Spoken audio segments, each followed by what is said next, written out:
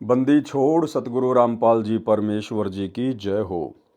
परम पिता परमात्मा सारी सृष्टि के रचनहार कुल मालिक असंख्य ब्रह्मांडों के स्वामी जगत गुरु तीनों लोकों में प्रवेश करके सबका भरण पोषण करने वाले राजाधिराज आत्माधार नाथों के नाथ देवों के देव महादेव सर्वेश्वर महेश्वर मृत्युंजय अजरो अमर आदि अनादि सनातनी प्रभु जगत पिता जगदीश्वर श्री श्री 1008 की उपाधि के वास्तविक अधिकारी अकाल मूरत सौद स्वरूपी राम वासुदेव सर्वगतम ब्रह्म परम पूज्य प्रथम पूज्य परम संत परम पुरुष परम धनी परम दयालु सत्य कबीर हक्का कबीर अल्लाहु कबीर अल्लाहु अकबर बाखबर अल्लाह ताला जगत के तारणहार जगत के मुक्तिदाता जगत के जगन्नाथ हारे के सहारे हिंदुओं के राम मुसलमानों के अल्लाह सिखों के वाहिगुरु ईसाइयों के मसीह दया के सागर दया निधि करुणा के सागर करुणा निधि स्वयंभू परिभू संकट मोचन कष्ट हरण मंगल करण दुख भंजन अविगत कबीर निर्विकार निर्विषम परमात्मा अलय अलेख सतगुरु आदि अनादि सतगुरु असली मर्यादा पुरुषोत्तम असली राम असली कृष्ण असली घनश्याम असली मुरारी राजाओं के राजा महाराजाओं के महाराजा शहनशाहों के शहनशाह सम्राटों के सम्राट भगवानों के भगवान अल्लाहों के अल्लाह प्रभुओं के प्रभु मसीहाओं के मसीह सच्चे वाहिगुरु बाबाओं के बाबा पीरों के पीर सेठों के सेठ जगत सेठ सावड़सा सेठ सर्वगुण संपन्न अनंत कोटि कलाओं के स्वामी अनंत कोटि ब्रह्मांडों के नायक योगियों में महायोगी ध्यानियों में महाध्यानी सिद्धों में परम सिद्ध ज्ञानियों में तत्वज्ञानी ब्रह्मज्ञानी महाज्ञानी परम ज्ञानी सर्वश्रेष्ठ ज्ञानी विज्ञानी युवा कबीर समरथ कबीर ऐशमवात अमित ओजा सच्चे रहनुमा करीम अल्लाह सुबहान अल्लाह दुनिया के अंतिम पैगंबर 8 सितंबर 1951 से गांव धनाना जिला सोनीपत हरियाणा भारतवर्ष की पावन भूमि पे प्रकट रियल कल की भगवान श्री नारायण साकार हरि श्री बाबा साहेब शब्द स्वरूपी राम संत शिरोमणि सतगुरु रामपाल जी परमेश्वर जी के चरण कमल में साध संगति से जुड़े हुए देश विदेश से सभी सत्सेवक भाई बहनों का अनंत कोटि दंडवत प्रणाम। सत्साई भाई और बहनों, दया पूज्य गुरुदेव भगवान की सारी सृष्टि के रचनहार की सतगुरु रामपाल जी परमेश्वर जी की, जिनके विशेष आशीर्वाद से शुभ आशीर्वाद से आप और हम सभी सत्सेवक भाई बहन साध संगति से जुड़कर गुरुदेव के तत्व ज्ञान को आधार बनाकर अपनी आत्मा के कल्याणार्थ हेतु भक्ति मार्ग पर निरंतर आगे की ओर बढ़ रहे हैं। भाई और बहनों, पूज्य गुरुदेव जी के कर कमल से लिखित पवित्र ग्रंथ मुक्ति बोध के ऊपर वीडियो बनाने की श्रृंखला जारी है। इस श्रृंखला में आज हमारा ये 15वें नंबर का वीडियो है। प्रत्येक वीडियो में गुरुदेव भगवान के आशीर्वाद से हमें बहुत कुछ भक्ति मार्ग से संबंधित बातें समझने और सीखने को मिलती हैं, जो बातें आप और हमारा विश्वास बढ़ाती हैं, भक्ति मार्ग पर हमें आगे बढ़ने के लिए प्रेरित करती हैं। भाई और बहनों, फिलहाल गुरुदेव के कर कमल से लिखित मुक्ति बोध के ऊपर राजा भर्तरी और गोपी चंद के ऊपर वीडियो चल रहा है। बहुत सारी बातें हमने उन दोनों महापुरुषों के जीवन से सीखी हैं कि किस प्रकार से एक योग्य और सुयोग्य भगत बना जा सकता है, किस प्रकार से गुरुदेव के वचन पर दृढ़ता के साथ टिक कर हम गुरुदेव के चरणों में जगह बना सकते हैं, मोक्ष के अधिकारी बन सकते हैं। आज इसी कथा में हम आगे बढ़ेंगे। थोड़ा बहुत जो प्रकरण शेष रह गया था कल के वीडियो का, आज इस वीडियो में गुरुदेव भगवान के आशीर्वाद से हम पढ़ेंगे। अलवर शहर के राजा के किले में पत्थर ढोने की नौकरी करना। यानी गोपीचंद और भर्तरी ने अपने गुरुदेव गोरखनाथ जी से प्रार्थना की, क्योंकि उनको ज्ञान हो गया था कि भैया ये राजपाट तो 4 दिन का है, ये मनुष्य जन्म तो 4 दिन का है, मरने के बाद ना तो ये राजपाट रहेगा ना कुछ और कोई सुख रहेगा, और यदि मोक्ष नहीं हुआ इस मनुष्य जन्म में तो ये मनुष्य जन्म प्राप्त करने का कोई प्रयोजन नहीं रह जाएगा। तो दोनों ने कहा कि गुरुदेव हम ऐसा क्या करें, हमें ऐसी साधना बताओ जिससे कि हमारा जन्म मरण का रोग समाप्त हो जाए, इसी जन्म में हमारा पूर्ण मोक्ष हो जाए। तो गोरखनाथ जी ने उन दोनों को कहा कि अलवर के राजा का किला बन रहा है, तुम वहां जाकर निःशुल्क मजदूरी करो और अपना पेट भरने के लिए अलग से काम करना पड़ेगा। ये रास्ता बताया श्री गोरखनाथ जी ने पूर्ण मोक्ष प्राप्ति का। दोनों भक्तों को मजदूर बना दिया, मजदूर। और अभी तक वो दोनों आत्माएं काल की मजदूर बनी हुई हैं, काल की मजदूर। तो आगे बढ़ते हैं हम, और उसके बाद में भाई और बहनों, इस कथा को पढ़ने के बाद हम अपने भाग्य को सराहें कि कैसे गुरुदेव भगवान ने हमें आज वो सत भक्ति दे दी, जिस सत भक्ति को यदि गुरु मर्यादा में रहकर किया जाए तो पूर्ण मोक्ष के अलावा और कुछ मिलता ही नहीं है। तो परमेश्वर की विशेष आत्माओं में गोपीचंद और भर्तरी शामिल है, या वर्तमान में गुरुदेव भगवान के शरण में आने के बाद आप और हम आत्माएं हैं। और किस प्रकार से फिर आप और हम आत्माओं ने अपने पूज्य गुरुदेव भगवान के वचन के ऊपर, जिस गुरुदेव भगवान के चरणों की धूल के बराबर भी श्री गोरखनाथ जी नहीं हैं, फिर कैसे हमने कुर्बान हो जाना है अपने पूज्य गुरुदेव भगवान के वचन पर, उनकी मर्यादाओं पर, उनकी भक्ति पर। अलवर शहर के राजा के किले में पत्थर ढोने की नौकरी करना। एक समय श्री गोरखनाथ जी से गोपीचंद तथा भर्तरी जी ने कहा कि गुरुदेव, हमारा मोक्ष इसी जन्म में हो, ऐसी कृपया करो। आप जो भी साधना बताओगे हम करेंगे। श्री गोरखनाथ जी ने कहा कि राजस्थान प्रांत में एक अलवर शहर है, वहां का राजा अपने किले का निर्माण करवा रहा है। तुम दोनों उस राजा के किले का निर्माण पूरा होने तक उसमें पत्थर ढोने का फ्री में कार्य करो। अपने खाने के लिए कोई अन्य मजदूरी सुबह शाम करो। भाई और बहनों, इसको कहते हैं भगत। भले ही गोपीचंद और भर्तरी ने पूर्ण मोक्ष प्राप्त करवाने वाली भक्ति नहीं की, भले ही गोपीचंद और भर्तरी का गुरु तत्वदर्शी नहीं था, पूर्ण सर्वशक्तिमान नहीं था, लेकिन उन भक्तों ने जिस कदर अपने गुरु को पूर्ण गुरु मानकर और पूर्णतया आजीवन उनके वचन में रहकर, मर्यादाओं में रहकर भक्ति की, जिस कारण से आज उन आत्माओं का लिस्ट में नाम है, महापुरुषों की लिस्ट में नाम है, परम भक्तों की लिस्ट में नाम है। क्या बताया गोरखनाथ जी ने कि अलवर के राजा के किले का निर्माण कार्य चल रहा है, आप दोनों वहां जाकर 12 वर्ष तक मजदूरी करो, पत्थर ढो, और अपने भोजन के लिए आपने अलग से काम करना पड़ेगा। इतनी कठिन तपस्या, लेकिन गोपीचंद और भर्तरी ने मुड़ के भी नहीं देखा, कोई सवाल जवाब नहीं किया और लग गए मजदूरी करने में।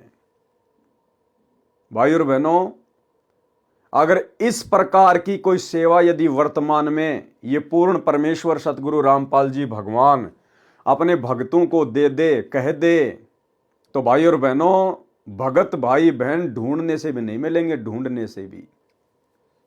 ये परमेश्वर हमें सहज में भक्ति करवा रहे हैं, घर बैठा कर भक्ति करवा रहे हैं।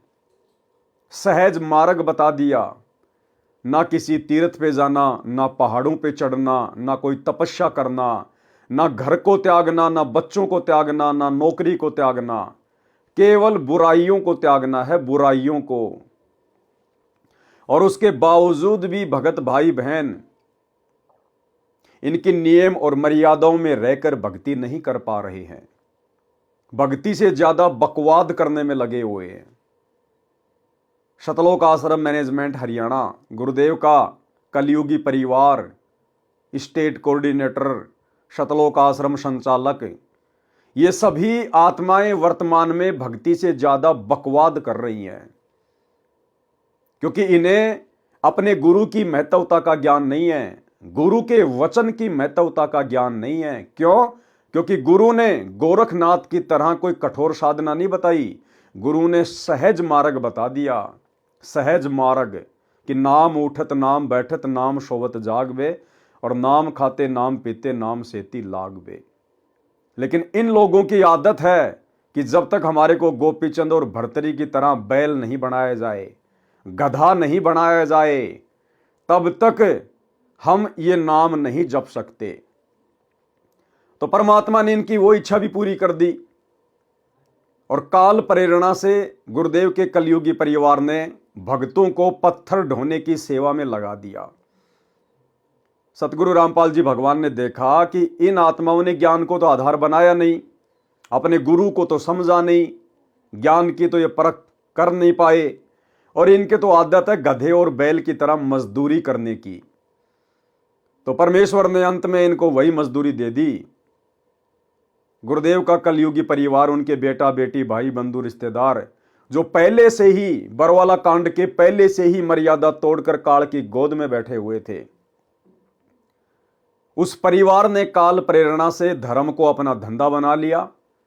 जगह जगह सतलोक आश्रम खोलने शुरू कर दिए और भक्तों को मजदूरी पे लगा दिया। मजदूरी पे, पत्थर ढोने में, मिट्टी ढोने में, सीमेंट ढोने में।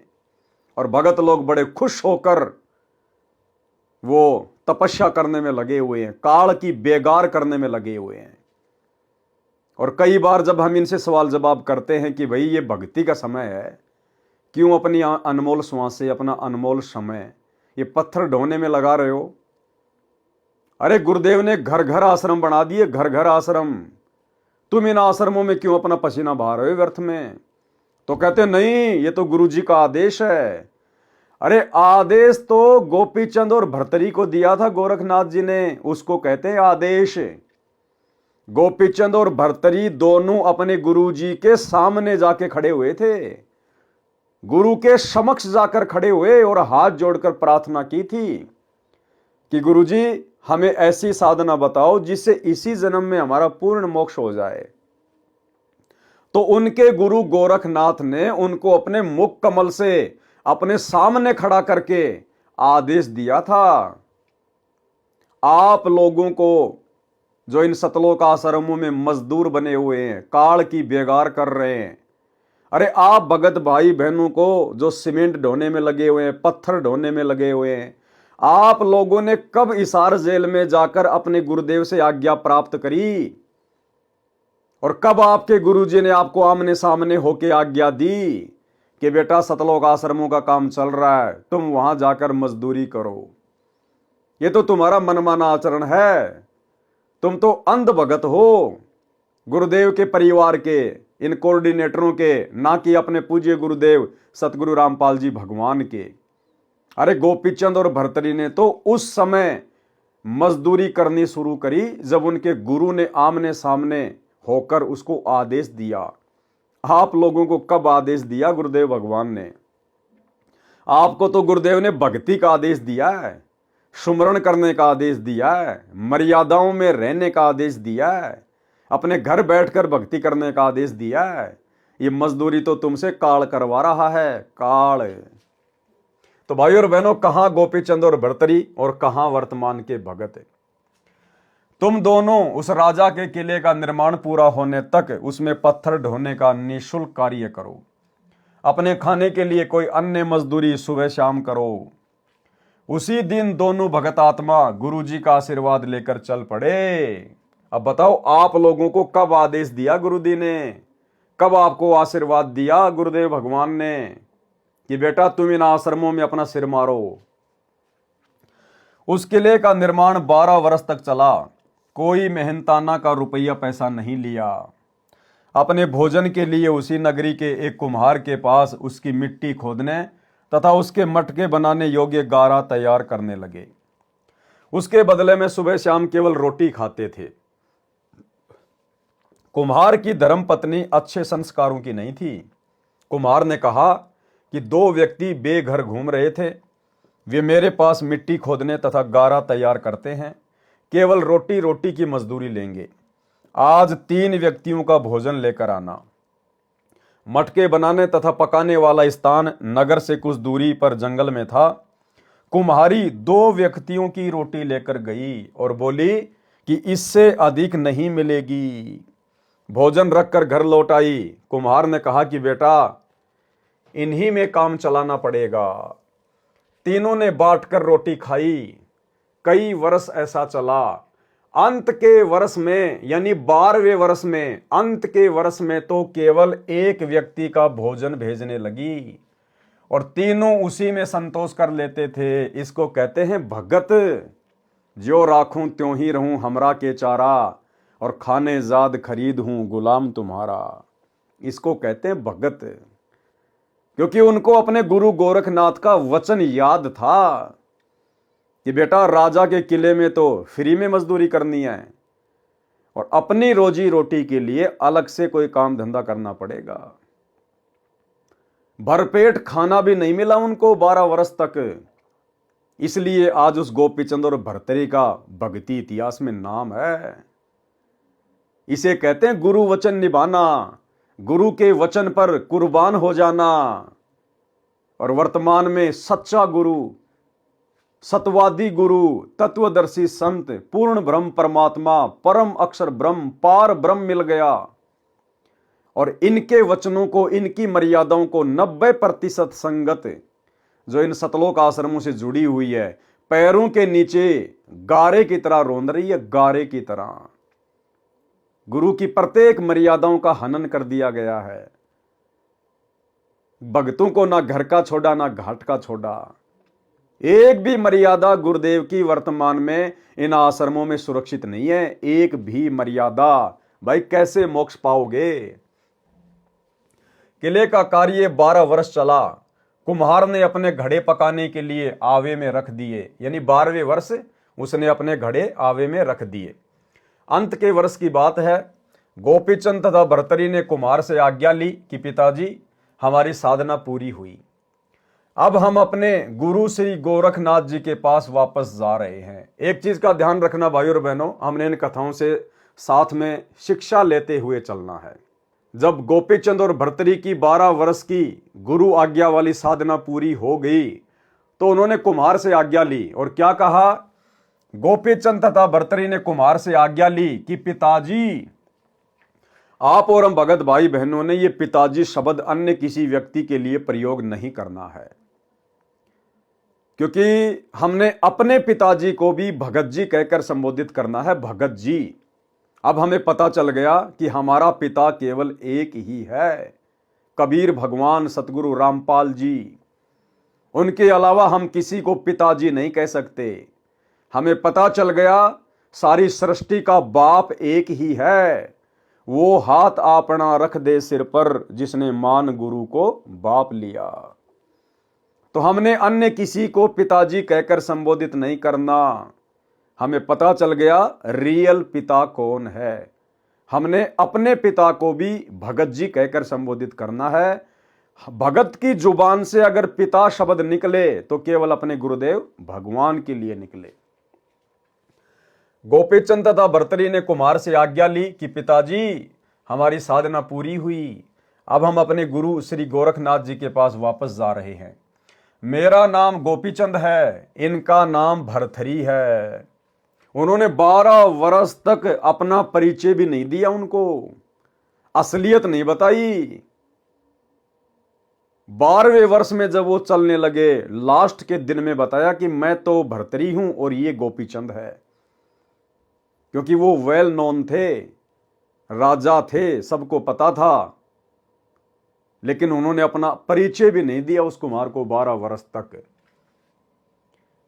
इनका नाम भर्तरी है। उस समय कुम्हार की पत्नी भी उपस्थित थी। मटकों की ओर एक हाथ से आशीर्वाद देते हुए दोनों ने एक साथ कहा, पिता का हेत माता का कुहेत। यानी जो कुम्हार था उसने तो हमें प्यार प्रेम से रखा, और जो वो कुम्हारी थी, जो माता थी, उसने हमारे को दोष दृष्टि से देखा, ईर्ष्या भाव से देखा। आधा कंचन आधा रेत, ये जो मटके जो आवे में है ना, ये आधे तो सोने के बन जाएं और आधे मिट्टी के रह जाएं, ये आशीर्वाद दे दिया।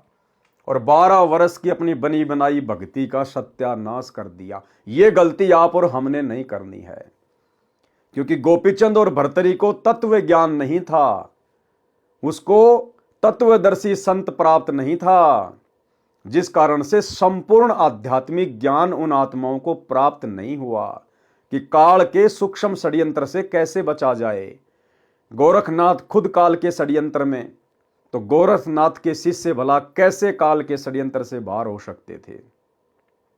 तो 12 साल तो उन्होंने गुरु वचन में रहकर कठिन तपस्या की, मजदूरी की, साधना की। वो उनकी भक्ति थी। और 12वें वर्ष उन्होंने अपनी भक्ति को खाली कर दिया उस कुम्हार को आशीर्वाद देके। अरे इससे अच्छा तो किसी इंसान को आशीर्वाद देते, किसी बीमार को आशीर्वाद देते, कम से कम स्वस्थ होता। उन मटकों को आशीर्वाद दे दिया, मिट्टी को आशीर्वाद दे दिया। काल ऐसे भक्ति की रोड़ मारता है। हालांकि हम भक्तों ने किसी व्यक्ति को भी आशीर्वाद नहीं देना, ना दुआ देना, ना किसी को बद्दुआ देना। दास तो केवल समझा रहा है कि अगर उन्होंने उस समय आशीर्वाद भी देना था तो किसी इंसान को देते। कोई बीमार होता तो कम से कम स्वस्थ हो जाता, अच्छा जीवन जीता, भगवान की भक्ति करता। मिट्टी को आशीर्वाद दे दिया, बताओ। तो भाई और बहनों, आप और हमने इस प्रकार की गलतियां इस भक्ति मार्ग पर वर्तमान में, इस मोक्ष के प्राइम टाइम में, शौपन में भी नहीं करनी है। हमने तो अपनी भक्ति को सुरक्षित रखना है। इस भक्ति के प्रेशर से और गुरु के आशीर्वाद से ही हम सतलोक जाएंगे। तो हमने स्वयं को पंचर नहीं होने देना है। उस समय कुम्हार की पत्नी भी उपस्थित थी। मटकों की ओर एक हाथ से आशीर्वाद देते हुए दोनों ने एक साथ कहा, पिता का हेत, माता का कुहेत, आधा कंचन यानी सोना और आधा रेत। ये वचन बोलकर दोनों चले गए। जिस समय मटके निकालने लगे तो कुम्हार तथा कुम्हारी दोनों निकाल रहे थे। देखा तो प्रत्येक मटका आधा सोने का था, आधा कच्चा था। हाथ लगते ही रेत बनने लगा। कुम्हार ने कहा, भाग्यवान, वे तो कोई देवता थे। तेरी त्रुटि के कारण आधा मटका रेत रह गया, मिट्टी की मिट्टी रह गई, आधा श्रवण का हो गया। कुम्हारी को अपनी कृतज्ञता यानी नालायकी का एहसास हुआ तथा रोने लगी। बोली कि मुझे पता होता तो उनकी बहुत सेवा करती। वो तो सवारती थी। अरे पता होने के बाद तो हर कोई सेवा कर ले भाई। सेवा भाव तो उस समय देखा जाता है जब आप निस्वार्थ भाव से सामने वाले की पद पोस्ट को ना देखकर, उसकी धन संपत्ति को ना देखकर यदि आप उनकी सेवा करते हैं, उसे कहते हैं सेवा। अब सामने वाले के ठाट बाट को देखकर, उसकी हैसियत को देखकर तो हर कोई सेवा करता है भैया। तो कुमारी ने कहा कि अगर मुझे पहले पता होता तो मैं बहुत अच्छी सेवा करती उनकी। कबीर, करता था तब क्यों किया? जब उल्टे काम तू कर रहा था तो उस समय तूने क्यों किए वो? अब करके क्यों पछताए? बोवे पेड़ बबूल का आम कहां से होए। इस प्रकार गोपीचंद और भर्तृहरि जी अपने गुरु जी के वचन का पालन करके सफल हुए। इसको कहते हैं गुरु मर्यादा में रहकर शिष्य का भक्ति मार्ग पर दृढ़ता के साथ आगे बढ़ना। जो अमृतत्व उस साधना से मिलना था वह भी अटल विश्वास करके साधना करके हुआ। यानी गोरखनाथ जी से उपदेश लेने के बाद इस ब्रह्म तक की साधना से भी जो लाभ होना था, परमात्मा कहते हैं वो लाभ भी साधक को उसी समय मिलता है जब भगत पूर्ण दृढ़ विश्वास के साथ और गुरु वचन में रहकर भक्ति करता है। तो भाई और बहनों, इसलिए आज गोपीचंद और भर्तृहरि का नाम है। और वर्तमान के भगत जिनको सहज में भगवान मिल गया, परमात्मा मिल गया, गोपीचंद और भर्तृहरि को जिस सतगुरु के शौपन में भी दर्शन नहीं, आज वो परमात्मा हमें सहज में मिल गया। इसलिए हम इनकी कीमत नहीं पहचान पा रहे, हम इनके वचनों की जो है वो कदर नहीं कर पा रहे, क्योंकि परमात्मा आसानी से मिल गया और आसानी से मिलने वाली वस्तु की दुनिया जो है वो कदर नहीं करती है। यदि विवेकहीन तथा विश्वासहीन होते तो विचार करते कि यह कैसी भक्ति है, यह कार्य तो सारा संसार ही कर रहा है, मोक्ष के लिए तो तपस्या करते हैं या अन्य कठिन व्रत करते हैं। परंतु उन्होंने गुरु जी को गुरु मानकर प्रत्येक साधना की, ये भी उनकी गलती। गुरु जी को केवल गुरु मानकर साधना नहीं करनी होती है। अब उनको तो बेचारों को पता नहीं था कि गुरु ही भगवान होता है, इसलिए उन्होंने गोरखनाथ को अपना गुरु माना, पक्का गुरु, परमात्मा नहीं माना। लेकिन वर्तमान में यदि हमने पूर्ण मोक्ष प्राप्त करना है, भक्ति सफल करनी है, तो गुरु को खाली गुरु मानने से बात नहीं बनेगी। गुरु को परमात्मा मानना पड़ेगा, परमेश्वर मानना पड़ेगा। सारी सृष्टि का रचनहार मानना पड़ेगा। गुरु को खाली गुरु मानने से बात नहीं बनेगी। गुरु मानुष कर जानते ते नर कहिए अंध, ओवें दुखी संसार में आगे यम के फंद। गुरु गोविंद दोनों खड़े किसके लागू पाए, बलिहारी गुरु अपना जिन गोविंद दियो मिलाए। सात दीप नौ खंड में गुरु से बड़ा ना कोय, और करता करे ना कर सके, सतगुरु करे सो होए। हमने तो गुरु को परमात्मा मानना पड़ेगा, गुरु को परमात्मा मानना पड़ेगा, परमेश्वर मानना पड़ेगा, तब जाकर हमारी बात बनेगी। गुरु जी के कार्य या आदेश में दोष नहीं निकाला तो सफल हुए। गोरखनाथ जी ने उनको जो नाम जाप करने का मंत्र दे रखा था, उसका जाप वे दोनों पत्थर उठाकर निर्माण स्थान तक ले जाते तथा लौटकर पत्थरों को तराश कर काट छांट करके सीधा करके करते रहते थे। वहां तक आते समय करते रहते थे। दोनों युवा थे। कार्य के परिश्रम तथा पूरा पेट ना भरने के कारण मन में स्त्री के प्रति विकार नहीं आया और सफल हुए। क्या कहा परमात्मा ने कि एक तो वो कठिन कार्य और दूसरा भरपेट उनको भोजन भी नहीं मिला, जिस कारण से मन में स्त्री के प्रति विकार नहीं आया और सफलता प्राप्त की। जबकि आजकल तो सतलोक आश्रमों में लड्डू जलेबी बर्फी, लड्डू जलेबी बर्फी कितनी बारी खाओ, कितना ही खाओ, तो भाई इनके विकार कैसे शांत होंगे। यहां पर भगत भाई बहनों ने शंका जाहिर नहीं करनी है। कहीं आप इस लाइन को देखकर पढ़कर कल से खाना छोड़ दो या खाना बिल्कुल ही कम कर दो, नहीं। परमात्मा कहते हैं अन्न भी एक नशा है।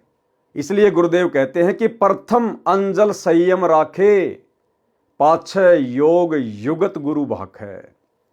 यानी आप और हमने यदि अपनी साधना को सफल करना है तो हमने अपने भोजन पर भी संयम रखना पड़ेगा। यानी आवश्यकता से ज्यादा भी नहीं खाना कि पेट फूला फूला रहे, बार बार उबासी आए, भक्ति में मन ही नहीं लगे, और इतना थोड़ा भी नहीं खाना कि बार बार हमारे को भूख याद आती रहे, पेट की आंतें मुसती रहे। परमात्मा कहते हैं उतना खाओ जितनी आवश्यकता है, जबरदस्ती पेट भर के मत खाओ, क्योंकि हम भगत हैं। हमने हर चीज के ऊपर संयम रख के चलना पड़ेगा, हर वस्तु के ऊपर संयम रख के, तब हमारी भक्ति सफल होगी। जैसे गीता जी में कहा ना कि अर्जुन, ये भक्ति ना तो बहुत ज्यादा खाने वाले की सफल होती है और ना बिल्कुल ना खाने वाले की सफल होती है।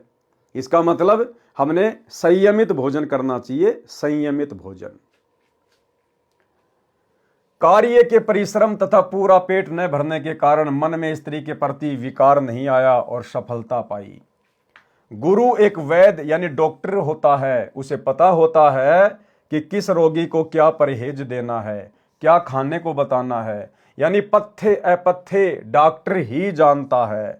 रोगी यदि उसका पालन करता है तथा औषधि सेवन यानी भगत नाम जाप करता है तो स्वस्थ हो जाता है, यानी मोक्ष प्राप्त करता है।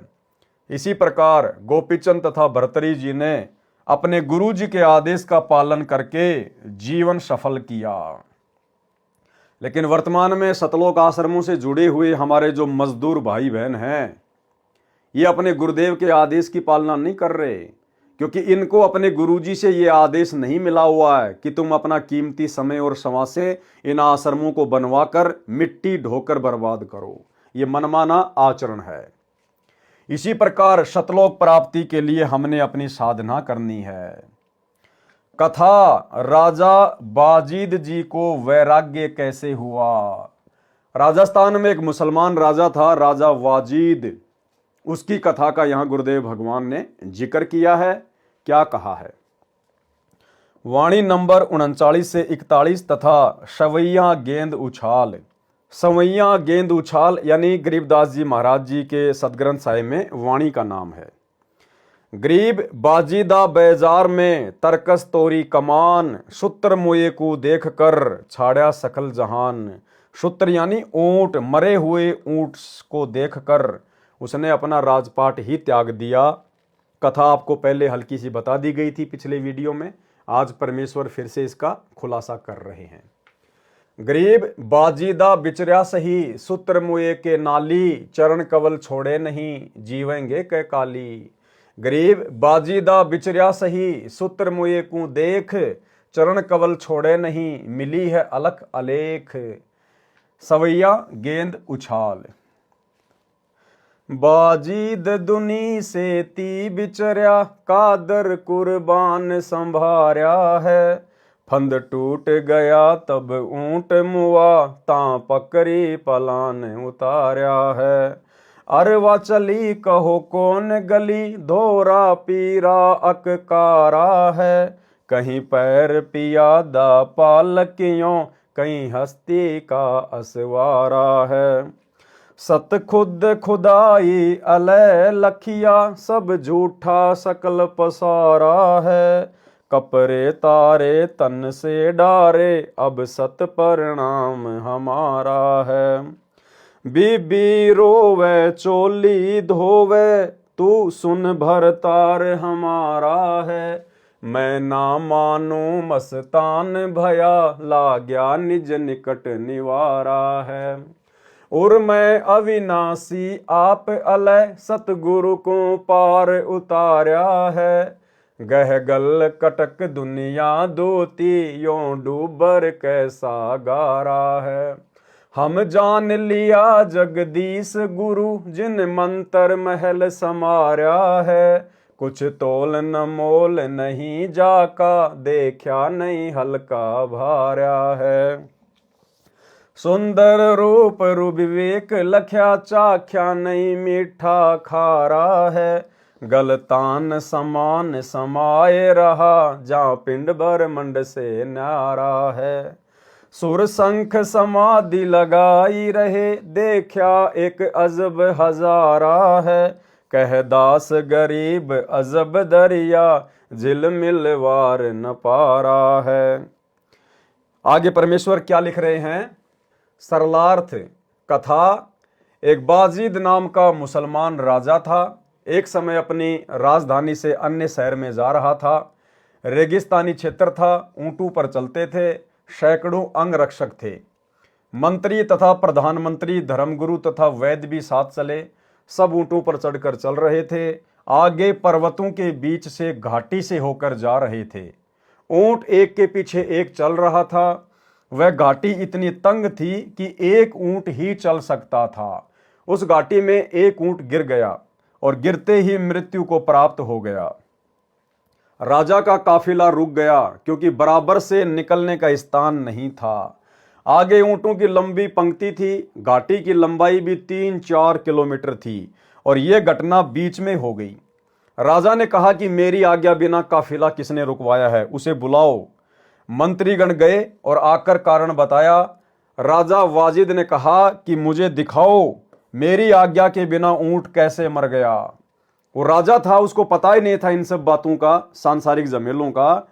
तो उसने कहा कि मेरी आज्ञा के बिना ऊंट कैसे मर गया और कैसे लेट गया। राजा ने देखा कि आंख ठीक, नाक ठीक, कान भी ठीक, टांग, दुम, गर्दन सब ठीक है, फिर कहां से मर गया। धर्म पीर गुरुओं ने बताया कि हे राजन, जिस प्राणी का जितना समय परमात्मा ने निर्धारित कर रखा है, वह उतने समय तक ही संसार में रहता है, चाहे मानव है या अन्य प्राणी। वाजिद बादशाह ने गुरुजी से प्रश्न किया कि क्या मैं भी मरूंगा। गुरुजी ने कहा, हां जी, आप भी मरोगे। आपके दादा परदादा भी राजा थे, वे भी मर गए। एक दिन सबको संसार छोड़कर जाना है। राजा बाजीद ने कहा कि पीछे चलो। काफिला पहले आगे गया। मृत ऊंट को उठाकर घसीट कर ले चले, फिर वापस राजधानी को चल पड़े। राजा बाजीद को झटका सा लगा कि मैं भी मरूंगा। फिर काहे का जीवन भाई, काहे का राजपाट, जब कुछ मेरे पास में सदा रहेगा ही नहीं, फिर जीकर क्या करना। और धर्मगुरु ने उसको बता दिया था कि इसका समाधान, अमर होने का समाधान केवल संतों के पास है। उसी समय काफिले को वापस राजमहल की तरफ मोड़ दिया कि चलो वापस। वैराग्य उत्पन्न हो गया। परमात्मा कहते हैं, एक कै चोट सिधारिया, जिन्हें गुरु मिलन दी आस। जिनको परमात्मा चाहिए होता ना, वो तो एक चोट में समझ जाते हैं। मालिक कहते हैं ज्ञान का और घाम का चमका सा ही होता है। राजा ने पूछा कि हे गुरुजी, फिर मानव जीवन का क्या लाभ है? गुरुजी ने बताया कि भगवान की भक्ति करके अमर हुआ जा सकता है। राजा ने घर आते ही राजशाही वस्त्र त्याग दिए, घर त्याग कर चल पड़ा। उसकी कई स्त्रियां रानियां थी, वे रोने लगी, हमारा क्या होगा, आप हमारे भरतार यानी हमारे पति हैं। वाजिद ने कहा, यह संसार तो डूबन जैसा गारा है, दलदल है, मैंने अमर होना है, मैं चला, मैं मानने वाला नहीं हूं। विचार करने की बात है। और भाई और बहनों, कथाएं तो गुरुदेव हमें असंख्यों बार सुना चुके हैं, लेकिन वर्तमान में ये कथाएं जो अब साथ संगति के माध्यम से भगत समाज तक पहुंचेंगी, इनका एक अलग ही निष्कर्ष निकलता चला जाएगा। वाजिद राजा था, सारे ठाट बाट थे, लेकिन चोट लग गई। परमात्मा के जन्म जन्मांतरों का भगत था, किसी जन्म में भक्ति बीज डला हुआ था। वैराग्य उत्पन्न हो गया, परमात्मा प्राप्ति के लिए राजपाट को छोड़कर चला गया। कुछ नहीं देखा कि मैं राजा हूं, मेरे पास इतने घोड़े हैं, इतनी घोड़ियां, इतने हाथी हैं, मेरे पास इतना धन है, इतनी संपत्ति है, इतनी मेरे रानियां हैं, सुंदर सुंदर स्त्रियां, सैकड़ों की संख्या में, हजारों की संख्या में राजा उस समय शादी विवाह किया करते थे। सब कुछ छोड़ छाड़ कर परमात्मा प्राप्ति के लिए घर से बाहर जंगल में चला गया। भाई और बहनों, यदि उन आत्माओं को उस समय सतगुरु मिल जाता, उनका तो बेड़ा पार था। राजा बाजिद को ना कोई सच्चा धर्मगुरु मिला, ना तत्व ज्ञान मिला, ना कोई मार्गदर्शन करने वाला मिला। इसके बावजूद भी ऐसी खटक लगी, राज्य त्याग दिया, हजारों स्त्रियां त्याग दी, संपत्ति त्याग दी।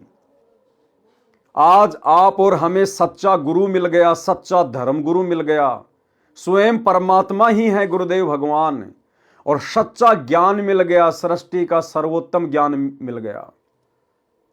और आज आप और हम भगत भाई बहनों से अपने आत्म कल्याण के लिए एक स्त्री नहीं त्यागी जा रही, एक स्त्री। वर्तमान में स्त्री को त्यागने का मतलब है विषय वासनाओं से छुटकारा। औरत को नहीं त्यागना, औरत ने अपने पति को नहीं त्यागना, घर में रहना है, काम धंधा करना है, बच्चों का पालन पोषण करना है, भक्ति करनी है। औरत त्यागने का मतलब है विषय वासनाओं से छुटकारा प्राप्त करना, संभोग क्रिया से, काम वासना से छुटकारा प्राप्त करना। अरे जिनको आज भगवान मिल गया, सच्चा गुरु मिल गया, सतलोक का रास्ता मिल गया, सत भक्ति मिल गई, जो भक्ति चारों युगों में किसी को नहीं मिली। राजाओं ने राज त्याग दिए तो भी परमात्मा ने उनको कंप्लीट भक्ति नहीं दी।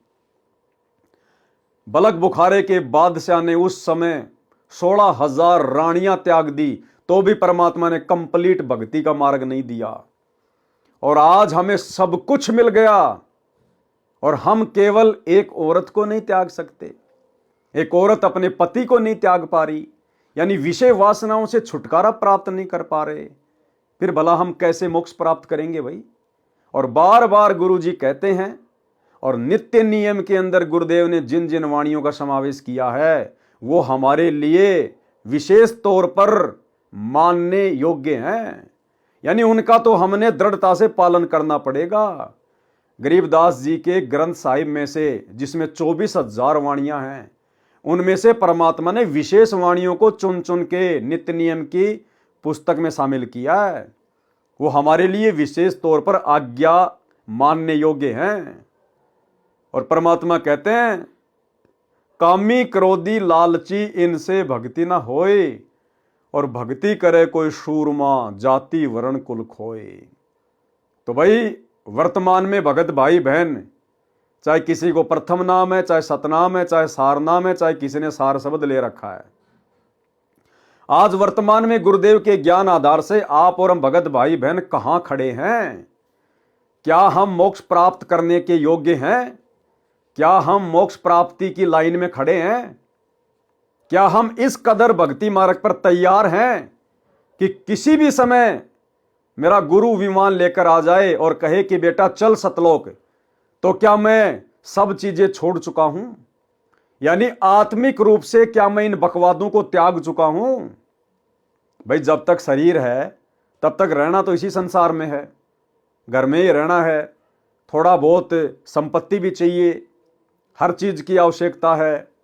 लेकिन आत्मिक रूप से गुरुदेव के तत्व ज्ञान को आधार बनाकर 21 ब्रह्मांड को असार समझकर, फीका समझकर, क्या मैं यहां की धन दौलत संपत्ति, परिवार, मोह ममता, स्त्री मोह, क्या मैं इन सब चीजों से दूर हो चुका हूं?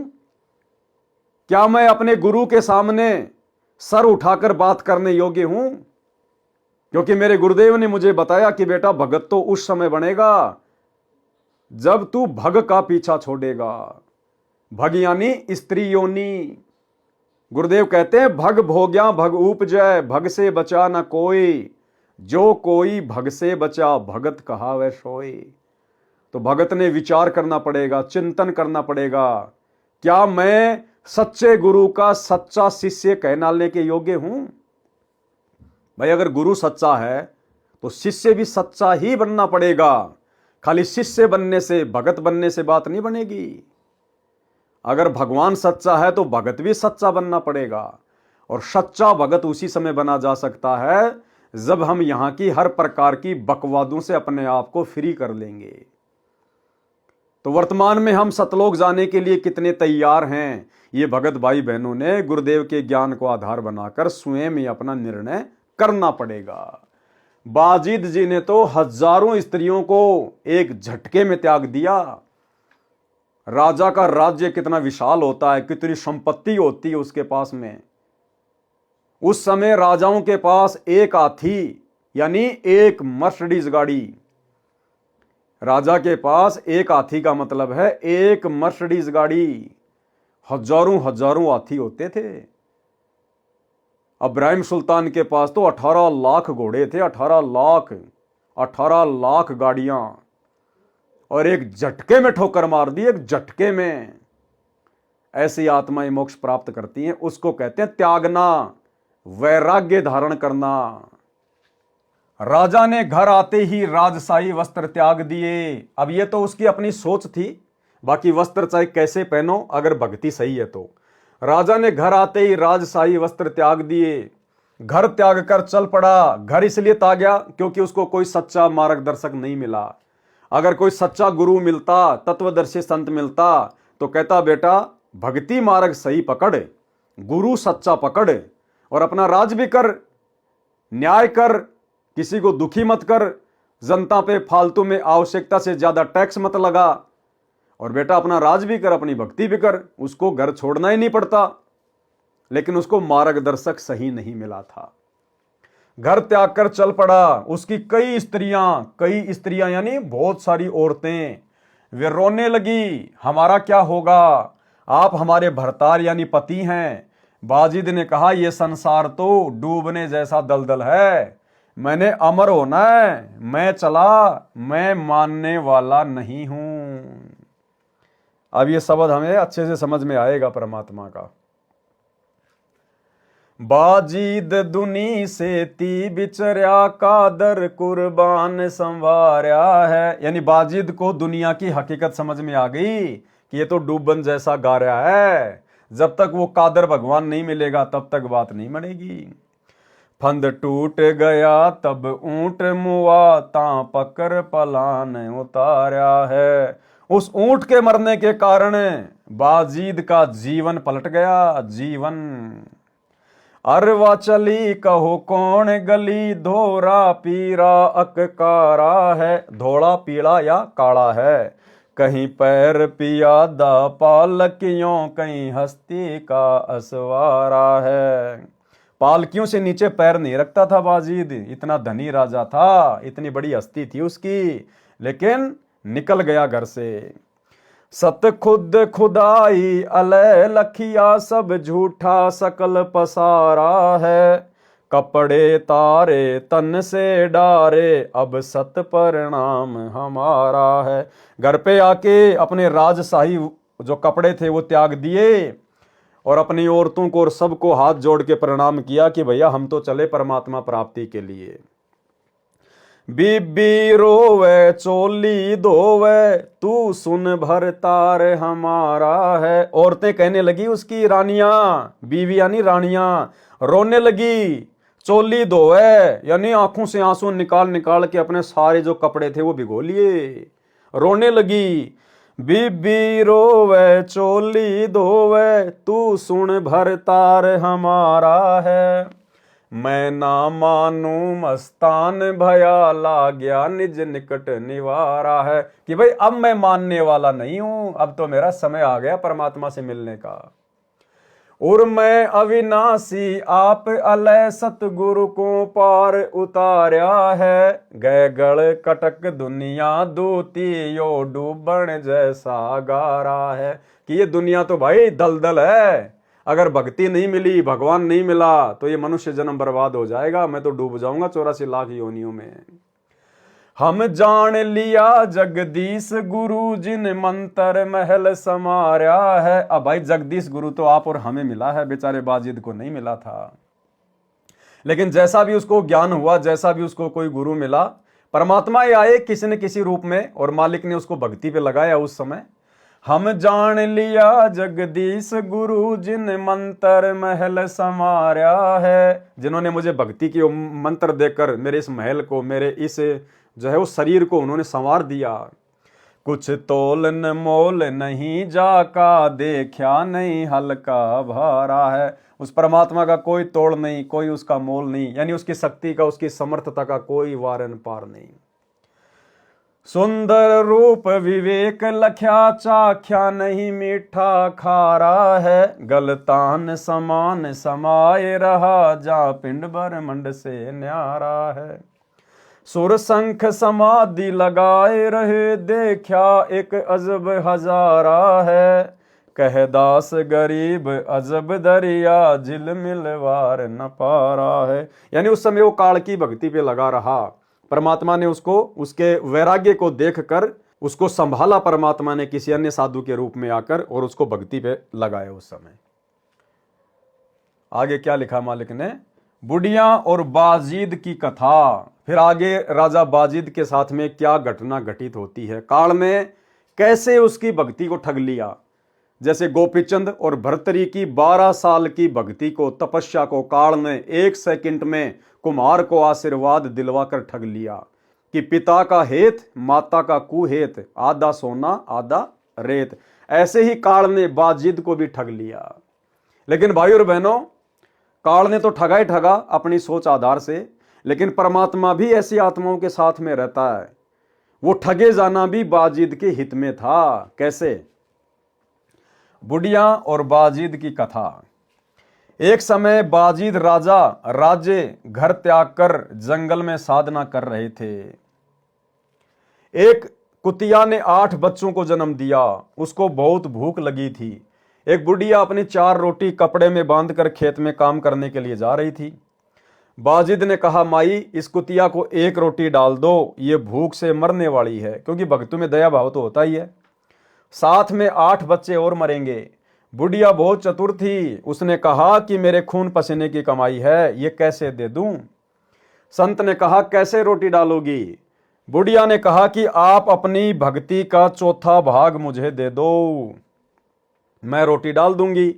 संत ने अपनी साधना का 1/4 भाग यानी 4था भाग संकल्प कर बुढ़िया को दे दिया। अब देखो संकल्प में कितनी शक्ति होती है। अगर हृदय से संकल्प किया जाए तो बाजिद ने अपनी भक्ति अंदर से हाथ दे के निकाल के नहीं दी। बाजिद ने संकल्प कर लिया कि माई मैं प्रतिज्ञा करता हूं, मैं संकल्प करता हूं, अपनी भक्ति का 4था हिस्सा जैसा आप कहोगी मैं वैसा दान कर रहा हूं आपको। संकल्प कर दिया। संकल्प करते ही तुरंत ऑटोमेटिक उसके अकाउंट से भक्ति धन निकल गया। जैसे एक तो हम लोग बैंक में जाएं, बैंक से हम लोग पैसे लेकर आए, इतने सारे निकाल के लेके आए। और एक आजकल जैसे मोबाइल से आपने फोन पे से, गूगल पे से लाखों रुपए आप किसी को भेज दो, आपके खाते से ऑटोमेटिक पैसे माइनस हो जाएंगे। आपने मोबाइल में से नोटों के बंडल थोड़े निकाले हैं जो आपका बैलेंस डाउन हो गया। इसको कहते हैं संकल्प। ये भक्ति मार्ग है, ये इस प्रकार से कार्य करता है। संत ने अपनी साधना का 1/4 भाग संकल्प कर बुढ़िया को दे दिया। बुढ़िया ने 1 रोटी कुतिया को डाल दी। फिर भी कुतिया भूखी थी।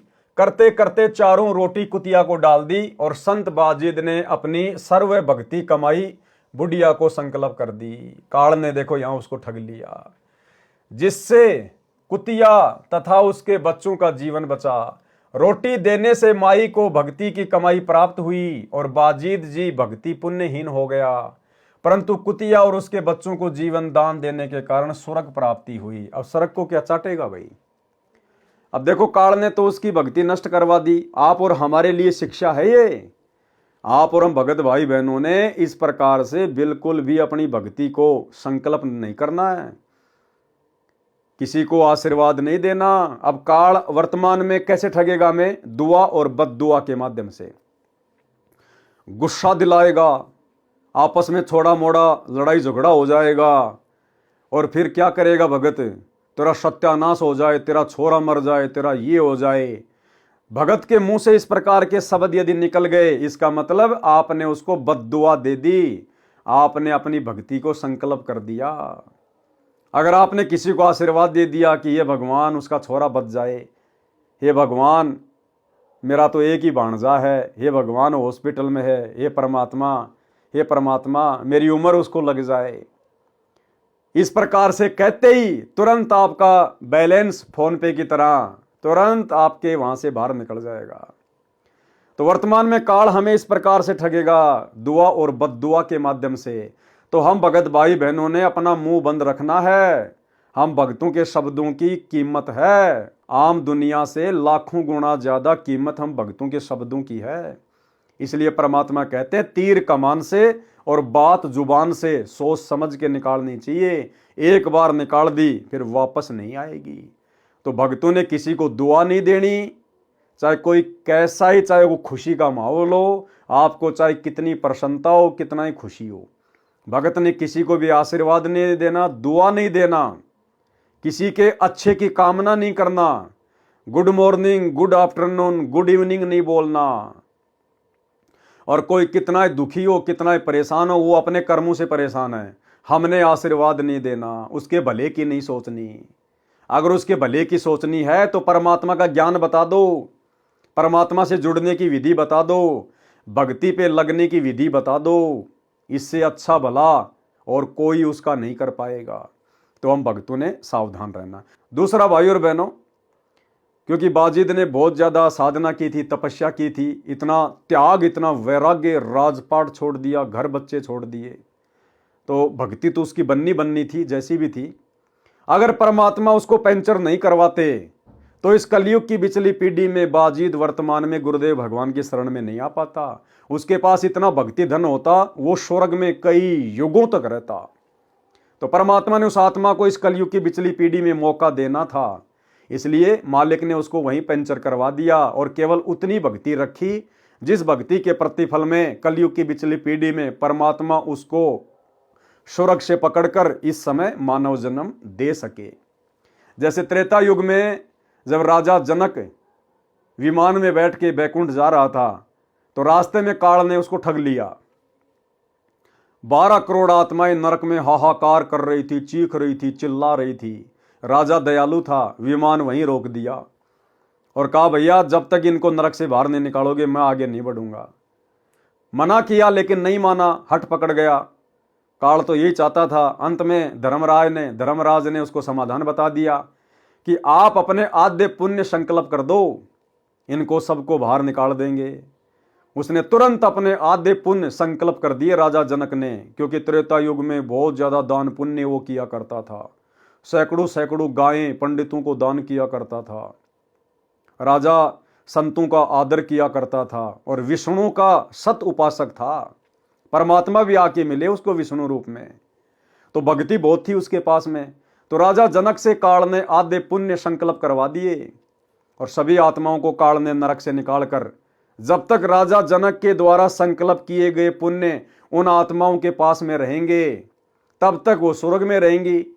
अब आधे पुण्य 12 करोड़ आत्माएं, उनके हिस्से में कितने का आएंगे? कोई 1 साल का स्वर्ग ले लो, 2 साल का ले लो। उसके बाद फिर उन आत्माओं को नीचे नरक में पटका जाएगा। यानी उनको तो अपना जो कर्म था वो भोगना ही भोगना था, लेकिन राजा जनक को काल ने ठग लिया। अब उसमें भी भाई और बहनों परमात्मा की मर्जी थी, क्योंकि राजा जनक नानक वाली आत्मा थी। परमात्मा ने उसका बेड़ा पार करना था, इस कलयुग की पिछली पीढ़ी में उसको मनुष्य जन्म देना था। तो परमेश्वर को मालूम था कि इसके पास इतने पुण्य हैं, अगर इसको पंचर नहीं करवाया गया तो काल इसको स्वर्ग से नीचे नहीं आने देगा और ये कलयुग की पिछली पीढ़ी वाला समय निकल जाएगा। तो परमात्मा ने उसके उतने ही वो पुण्य संकल्प करवाए कि बस जब तक वो कलयुग की पिछली पीढ़ी वाला समय नहीं आता है तब तक ये अपने पुण्य ऊपर भोगेगा, और जब इसके पुण्य समाप्त होने होंगे उस समय ये समय आ जाएगा भक्ति का, उस समय फिर इसको नीचे पटक दिया जाएगा। लेकिन भाई और बहनों, वर्तमान में हमने बिल्कुल भी ऐसी गलती नहीं करनी है। वर्तमान में तो हमने अपनी भक्ति को हर प्रकार से सुरक्षित रखना है, चाहे कोई नरक में चीखो, चाहे कोई धरती पे चीखो। परमात्मा का रास्ता बता दो, गुरुजी से जुड़ने का मार्ग बता दो।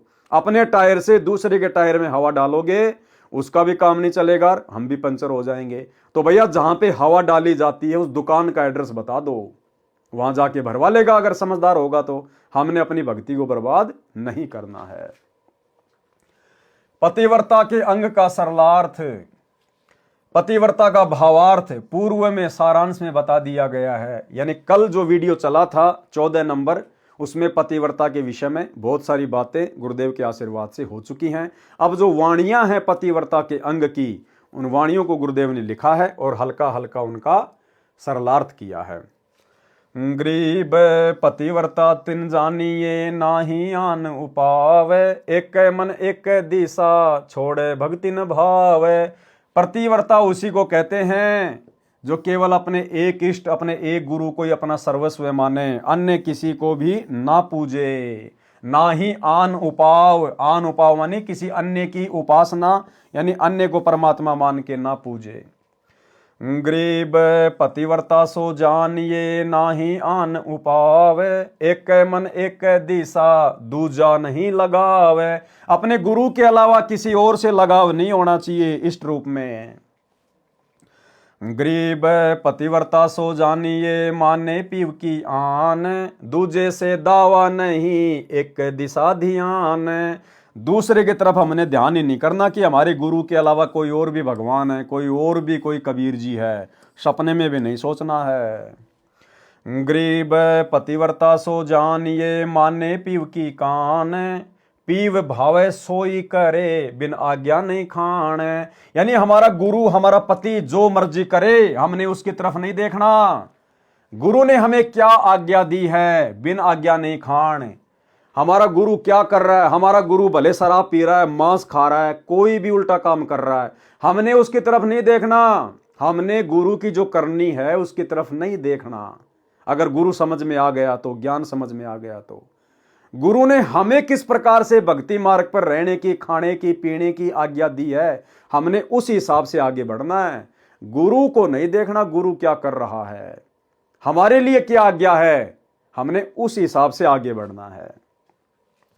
गरीब पतिव्रता सो जानिए माने पीव की कान, पीव भावे सोई करे। पीव यानी परमात्मा जो चाहे सो करे, बिन आज्ञा नहीं खान। लेकिन भगत ने तो केवल आज्ञा का पालन करना है। गरीब पतिव्रता सो जानिए चरण कमल में ध्यान। पतिव्रता वही है जो अपने गुरु के चरण कमल में ध्यान रखे।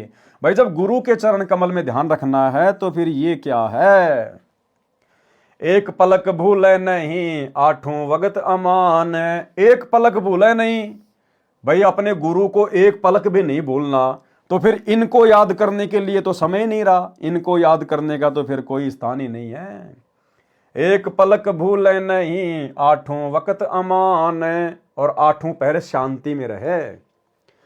गरीब पतिव्रता सो जानिए जाने अपना पीव। पतिव्रता उसी को कहते हैं जो अपने भगवान को जानती है, पहचानती है। तो आज हम सत्सेवक भाई बहनों ने पहचान लिया कि हमारा असली जो पति है वो कौन है, कहते हैं पतिव्रता उसी को कहते हैं जो जाने अपना पीव और आन ध्यान से रहत हुई चरण कमल में जीव।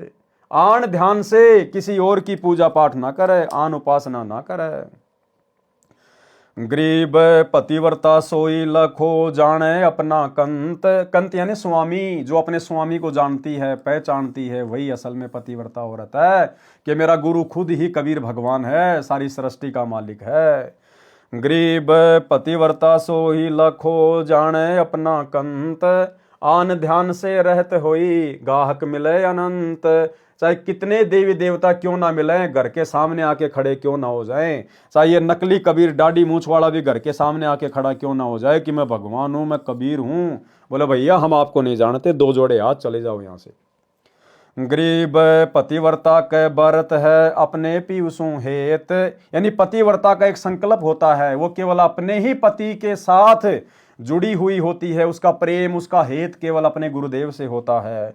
आन उपासी वो मिले जिनसे रहे संकेत। आन उपासी चाहे कितने मिलो, हमारे को भ्रमित करने वाले कि वो व्रत कर ले, उस देवता की पूजा कर ले, वहां पे घूमने चलेंगे, वहां पे जो है वो तीर्थ पे चलेंगे, कहले आन उपासी बहुत मिले जिनसे रहे संकेत, उनसे सावधान रहे।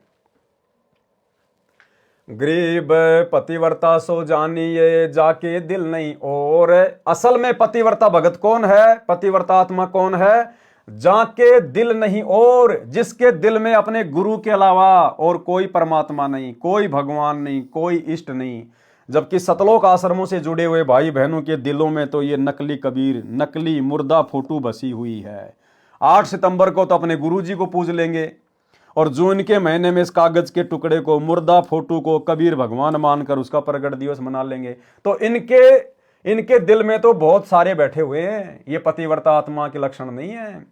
गरीब पतिव्रता सो जानिए जाके दिल नहीं और हम सत्सेवकों के दिल में केवल हमारे गुरुजी हैं। इस फोटो को हमने पाड़ पाड़ के फेंक दिया, अपने घर से निकाल दिया, अपने दरबार से निकाल दिया। हम इसको दंडवत नहीं करते, कुछ नहीं करते, केवल अपने गुरुदेव भगवान से हमारा संबंध है।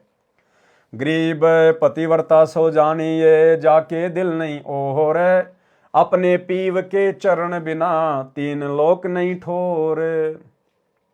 सरलार्थ, वाणी नंबर 10 का सरलार्थ पहले कर दिया है। जैसे पतिव्रता स्त्री अपने पति के अतिरिक्त किसी पुरुष को पति यानी स्वामी के भाव से नहीं चाहती है, चाहे वह कितना ही सुंदर हो, धनी हो या बड़ा अधिकारी हो, चाहे राजा भी क्यों ना हो, उसे पतिव्रता कहते हैं। जो अपने पति के अतिरिक्त, अब हमारा वर्तमान में कौन है पति, समझ में आ गया ना, हमारे गुरुदेव भगवान हमारे पति हैं।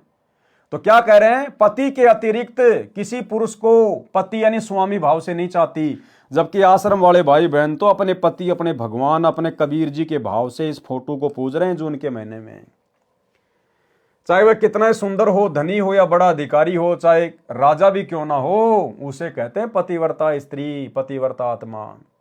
कथा, एक व्यक्ति राजा का नौकर था, उसको अपनी पत्नी पर पूर्ण विश्वास था कि वह पतिव्रता है, जिसकी महिमा वह अपने साथियों में बार बार करता था। आप और हमने नहीं करनी है, ये तो एक कथा है जो गुरुदेव हमें बता रहे हैं शिक्षा के लिए कि पतिव्रता कैसी होती है। हमने वर्तमान में महिमा केवल अपने गुरु की करनी है, अपने भगवान की करनी है, गुरुदेव की। ना पत्नी ने अपने पति की करनी है, ना पति ने अपनी पत्नी की करनी है। किसी के बेटा बेटी बहुत बड़े कोई अधिकारी बन गए, कोई नौकरी लग गए हैं, रिश्तेदारियों में जाकर, भक्तों के बीच में बैठकर, आश्रम में जाकर अपने बच्चों की महिमा के गीत नहीं गाने कि मेरा लड़का DCM बन गया, मेरा लड़का DC बन गया, मेरा लड़का IAS अधिकारी है। 1 सेकंड में फूंक निकल जाएगी, एक्सीडेंट में मर जाएगा, फिर करना जिक्र कि मेरा बेटा DCM था, मेरा बेटा IAS अधिकारी था। हमने महिमा केवल इस जीव से अपने भगवान की करनी, अपनी औलाद की नहीं करनी। उसको अपनी पत्नी पर पूर्ण विश्वास था कि वह पतिव्रता है, जिसकी महिमा वह अपने साथियों में बार बार करता था। एक दिन बात राजा के दरबार में पहुंच गई। नौकर हिंदू था, वो हिंदू था जो अपनी पत्नी की महिमा करता था। राजा मुसलमान था और एक मुसलमान ही उसका महामंत्री था। राज दरबार में राजा ने उस नौकर से पूछा कि आप ये कहते हैं कि आपकी पत्नी पतिव्रता है, आपको पूर्ण विश्वास है? नौकर ने कहा कि पूर्ण से भी आगे है। उसी समय महामंत्री बोला कि यदि मैं तेरी पत्नी का पतिव्रत धर्म खंड कर दूं तो तुझे क्या सजा मिलनी चाहिए। अब देखो, बकवाद से बकवाद ही निकल के आएगी।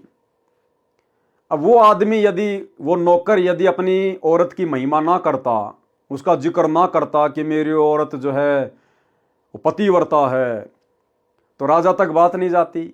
राजा तक बात नहीं जाती तो महामंत्री भी बीच में नहीं कूदता कि मैं अगर तेरी पत्नी का पतिव्रता धर्म खंड कर दूं तो तेरे को क्या सजा मिलनी चाहिए।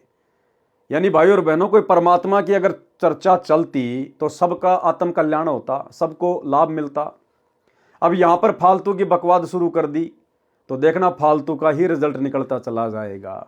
तो हम भगत भाई बहन जहां भी बैठे, केवल अपने मुख से अपने गुरुदेव भगवान की चर्चा, परमात्मा की चर्चा, इस ज्ञान की चर्चा। नौकर ने कहा कि मुझे फांसी दे देना, यदि पतिव्रत धर्म खंड नहीं कर पाया तो आपको क्या सजा मिलनी चाहिए। फिर वो नौकर महामंत्री को बोला, अगर तू मेरी पत्नी का पतिव्रत धर्म खंड नहीं कर पाया तो तेरे को क्या सजा मिलनी चाहिए। तो राजा बीच में बोल गया, बोला इसको भी फांसी की सजा दी जाएगी। यानी बकवाद की शुरुआत बकवाद तक ही जाती है। राजा ने कहा कि फांसी की सजा, महामंत्री ने स्वीकार कर ली तथा नौकर से पूछा कि क्या वस्तु लाऊं जिससे तू माने कि मैं सफल हुआ। नौकर ने कहा कि विवाह के समय एक पटका यानी तौलिया जैसा एक कोई कपड़ा होता है तथा एक छोटी सी तलवार 1.5 फुट की दूल्हे को देते थे, वह पत्नी को संभड़ा दी जाती थी, वह सुहाग की निशानी मानी जाती थी।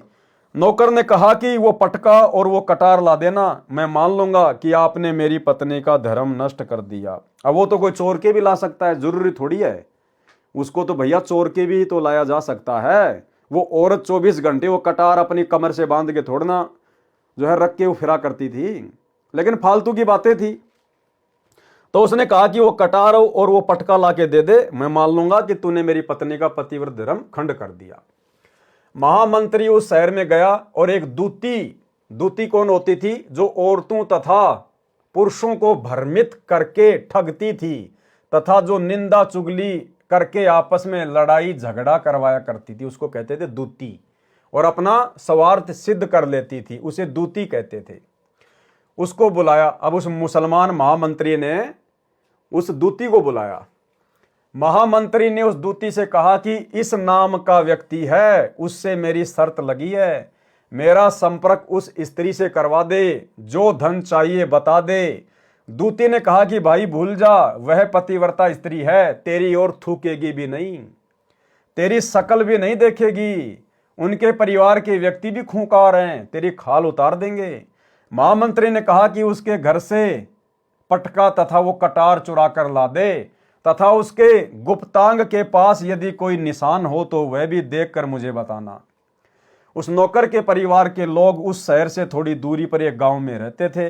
नौकर शहर में रहता था। दूती नौकर के घर गई, उसकी पत्नी से बोली कि बेटी, मैं तेरे पति की बुआ हूं, मैं कई वर्षों के पश्चात आई हूं। अब वो बेचारी नई नई आई थी घर में, उसकी नई नई शादी थी, उसको मालूम नहीं था, उसने सोचा भाई होगी मेरे ये पति की बुआ। उस स्त्री ने कहा कि आओ बुआ जी। वह दूती 2 दिन रुकी। जिस समय वह स्त्री स्नान करने लगी तो दूती उठकर उसकी कमर मलने लगी।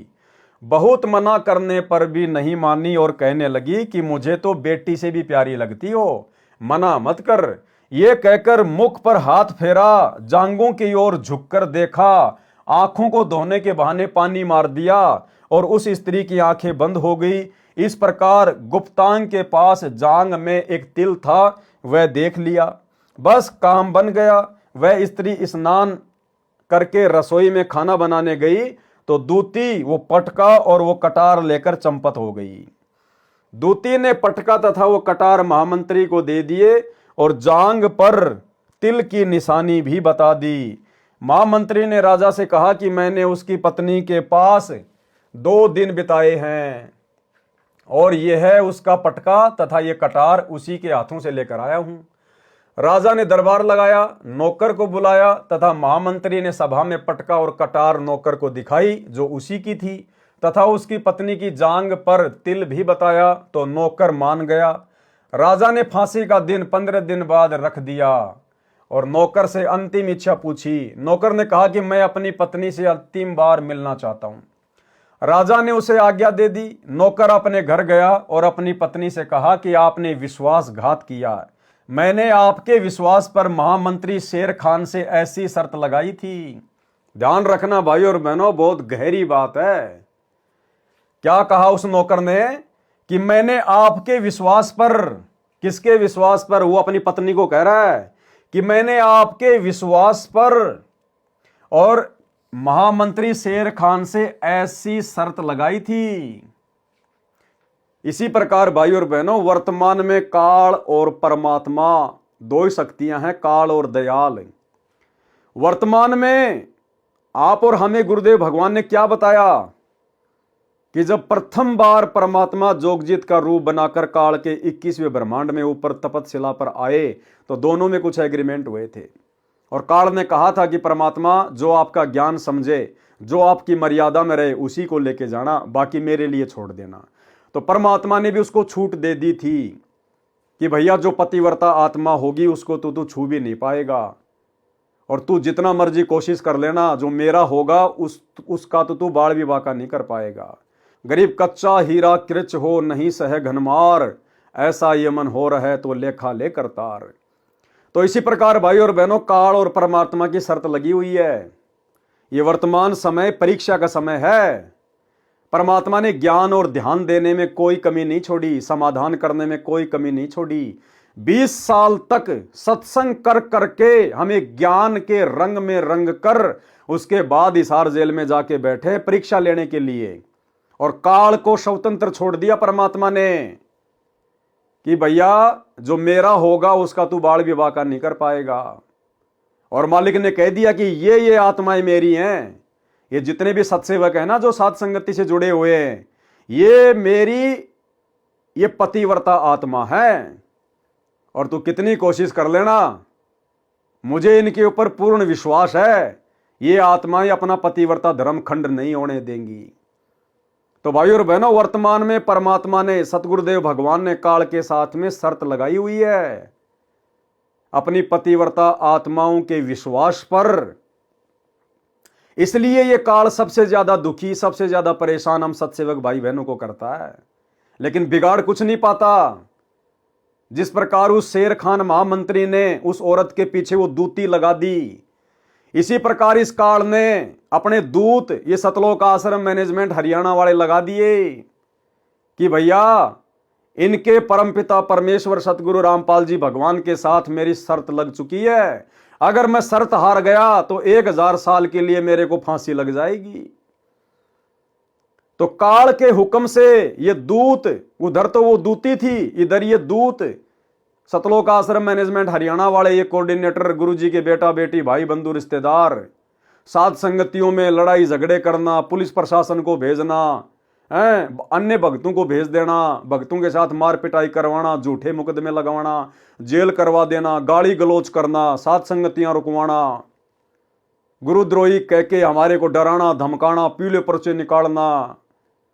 तो ये दूत छोड़ रखे काल ने अपने, क्योंकि काल को पता अगर तू हार गया तो तेरे को 1000 साल के लिए परमात्मा जमीन में गाड़ देगा। तो शेर खान महामंत्री की तरह भाई काल को हो रहा है दर्द कि इनका पतिव्रता धर्म तो मैं तोड़ नहीं पा रहा, हर प्रकार से कोशिश कर रहा हूं, प्रयास कर रहा हूं, लेकिन ये आत्माएं तो डगमगी नहीं हो रही। ये तो अपने गुरु के अलावा किसी को मानती नहीं, जानती नहीं, पहचानती नहीं। इन्होंने तो अपने गुरु का ज्ञान लेने के बाद में आंखें बंद कर ली संसार की ओर से। तो ये वर्तमान में शर्त लगी हुई है, और गुरु ने शर्त लगाई है आप और हम आत्माओं के विश्वास के ऊपर, यानी गुरु ने आप और हमारे ऊपर विश्वास किया है।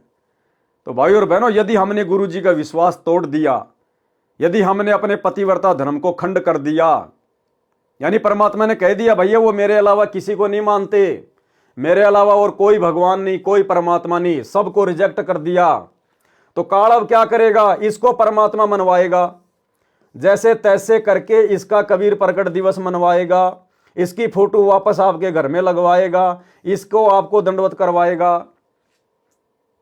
और वो सारे काम एक बार में हो जाएंगे यदि आपने डर कर और सतलोक आश्रमों में जाकर अपनी हार स्वीकार कर ली। तो साथ संगति को छोड़कर यदि सतलोक आश्रमों में जाकर और उनके फर्जी नामदान सेंटरों पर जाकर यदि आपने अपने शुद्ध नाम को खंड कर लिया वहां शुद्ध करवाने के बहाने, तो आप शर्त हार गए, आपका पतिव्रता धर्म खंड हो गया। तो भाई वर्तमान में ये परीक्षा चल रही है। मैंने आपके विश्वास पर महामंत्री शेर खान से ऐसी शर्त लगाई थी।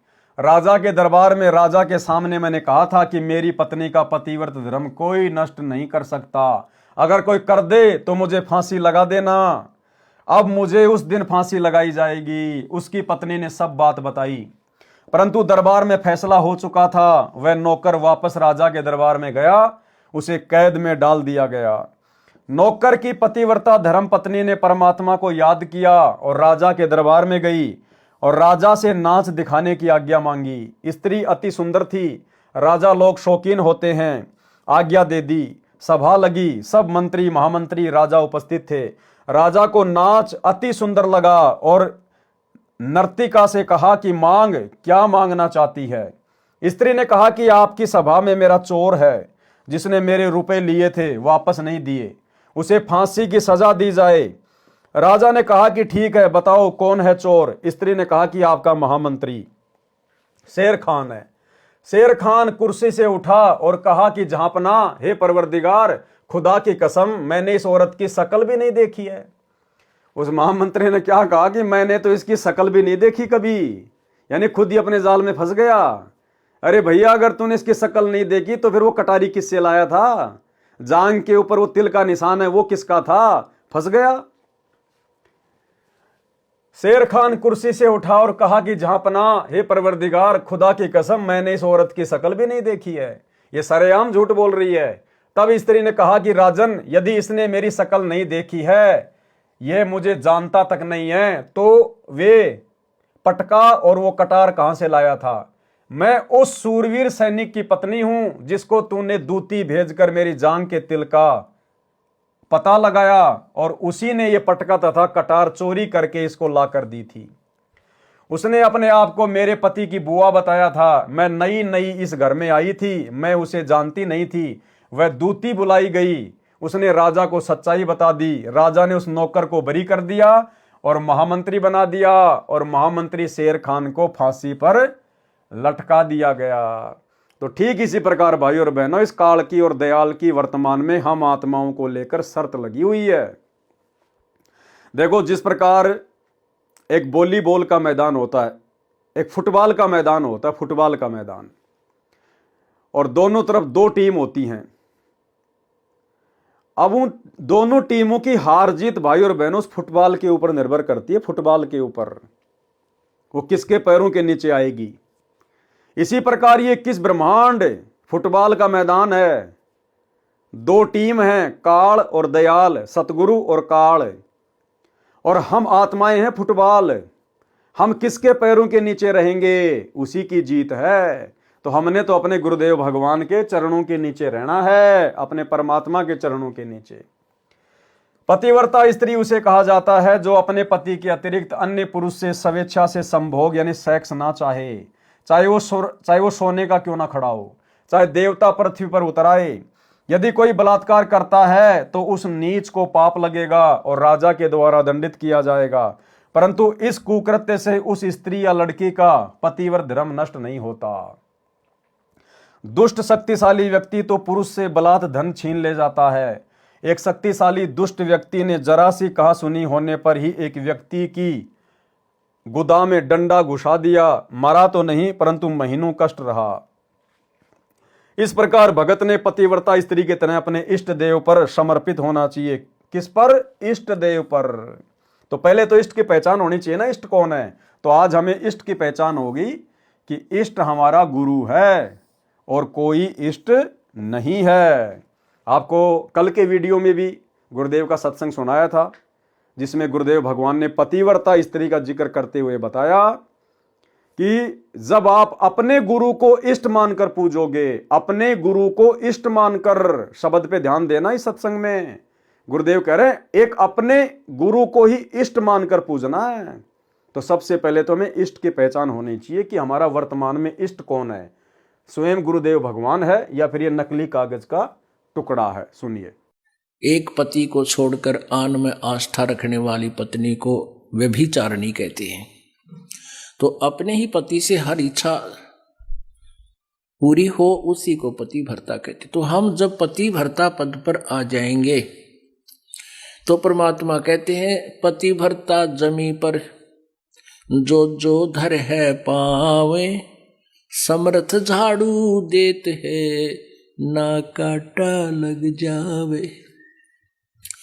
ऐसा हंस, ऐसा भक्त जब अपने एक इष्ट पूर्ण परमात्मा पर अपने ही गुरु को इष्ट रूप में मानकर जब अपने जीवन रूपी सफर में प्रस्थान करता है, अपने ही गुरु को इष्ट रूप में मानकर जब अपने जीवन रूपी सफर में प्रस्थान करता है, अपने ही गुरु को इष्ट रूप में मानकर जब अपने जीवन रूपी सफर में प्रस्थान करता है रास्ते पर, तो परमात्मा उस जीवन रूपी सफर के पाप कर्म रूपी कांटों को बुहारना शुरू कर देता, उसके दुखों को खत्म करना शुरू कर देता है, झाड़ू देता चलता है कि मेरी प्यारी आत्मा के कांटा ना लग जाए। तो भाई और बहनों, इष्ट की पहचान हो गई हमें। तो अपने इष्ट के अलावा हमने अपनी नियत कहीं नहीं डिगानी।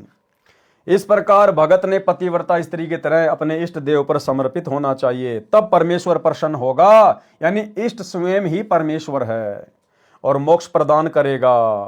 वाणी नंबर 1 से 10 का शब्दार्थ। आन यानी अन्य, उपाव यानी उपासना, पीव यानी पति। आन यानी शर्म यानी आन कान, दावा नहीं यानी अपना हक नहीं समझे, ध्यान यानी ध्यान, कान यानी काणे यानी लाज शर्म ध्यान। पति धारण करना यानी पतिव्रता धर्म धारण कर लिया तो अटल रहती है, यह उसका मत यानी सिद्धांत है। गाहक मिलो यानी स्त्रियों को लोभ लालच देकर दुराचार करने वाले पतिव्रता को असंख्य मिलो, वह अपना सिद्धांत नहीं बदलती। टस से मस नहीं होती। हित यानी प्रेम, आन यानी उपासी, अन्य देवताओं की उपासना करने वाली आत्माएं बहुत मिलें, परंतु अपने इष्ट देव को पतिव्रता नहीं त्यागती। सच्चा भगत अपने मूल मालिक के स्थान पर, मूल मालिक कौन? अपना गुरु। वर्तमान में भक्ति का मूल कौन है? गुरु। सच्चा भगत अपने मूल मालिक के स्थान पर अन्य देवी देवताओं की पूजा कभी नहीं करता। संकेत माने सतर्क रहना। वाणी नंबर 10 का सरलार्थ सारांश में कर दिया गया है। वाणी नंबर 11 से 20। गरीब पतिव्रता के बैरत में कदे न पर है भंग, उनका दुनिया क्या कह रे जिनके भक्ति उमंग। गरीब पतिव्रता परहेज है आन उपास अनीत, अपने पीव के चरण की छाड़त ना प्रतीत। गरीब पतिव्रता के बरत है दूजा दोजख दुंद, अपने पीव के नाम से चरण कमल रह बंद। गरीब पतिव्रता पर संग सुने जाका जासे नेह, अपना पति छोड़े नहीं कोटि मिले जो देव।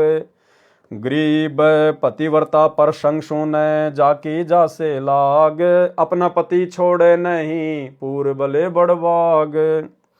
गरीब पतिव्रता पर संग सुनी जाकी जासे लाग, अपना पति छाड़े नहीं जू चकमक में आग। गरीब पतिव्रता के पीव चरण की सिर पर रजले डार, 68 तीर्थ सब की ये गंगा नान किदार। गरीब पतिव्रता पीव के चरण की सिर पर रजले राख, पतिव्रता का पति पार ब्रह्म है सतगुरु बोले साख। गरीब पतिव्रता पति प्रणाम करे रहे पति को पूज, पतिव्रता पार ब्रह्म पावे ही सतगुरु को ले बूझ। गरीब पतिव्रता को परिणाम करे पतिव्रता को मिल ध्याए, पतिव्रता दीदार करी 84 नहीं जाए। सरलार्थ, पतिव्रता स्त्री की तरह भगत के एक परमात्मा की भक्ति के व्रत यानी प्रतिज्ञा कभी भंग नहीं पड़ता, यानी खंडित नहीं होता। जिनको परमात्मा की भक्ति की उमंग लगी है तो उन भक्तों को संसार के व्यक्ति कुछ हानि नहीं कर सकते, उनके भक्ति धर्म कर्म को खंडित नहीं करवा सकते चाहे कितनी कोशिश। वह भगत पतिव्रता की तरह अन्य उपासना से परहेज करता है, अपने पीव यानी पति परमेश्वर के चरणों की प्रतीत यानी विश्वास नहीं छोड़ता। दोजिख माने नरक, धुंध माने अंधकार। पतिव्रता के लिए अन्य पुरुष नरक का अंधेरा है। पतिव्रता के लिए अन्य पुरुष का संग नरक के द्वार हैं। धुंध माने अंधकार, पतिव्रता के लिए अन्य पुरुष नरक का अंधेरा है। यानी भगत अपने इष्ट के अतिरिक्त अन्य देव की पूजा नरकदायक मानता है। अपने इष्ट के अलावा अन्य देव की पूजा नरकदायक मानता है। अपने पूर्ण परमेश्वर पर पूर्ण विश्वास रखता है, उसी के चरण कमलों में बंध चुका है। वाणी नंबर 14 का सरलात सारांश में कर दिया गया है। पतिव्रता अपने पति की प्रशंसा सुनती है, अन्य की नहीं। अब भैया जून के महीने में तो कबीर प्रकट दिवस मनाकर इस कागज के टुकड़े की प्रशंसा होती है, जबकि पतिव्रता स्त्री केवल अपने पति की महिमा सुनती है, अन्य की नहीं। इसी प्रकार भगत केवल अपने इष्ट पूर्ण परमात्मा की कथा प्रसंग सुनता है।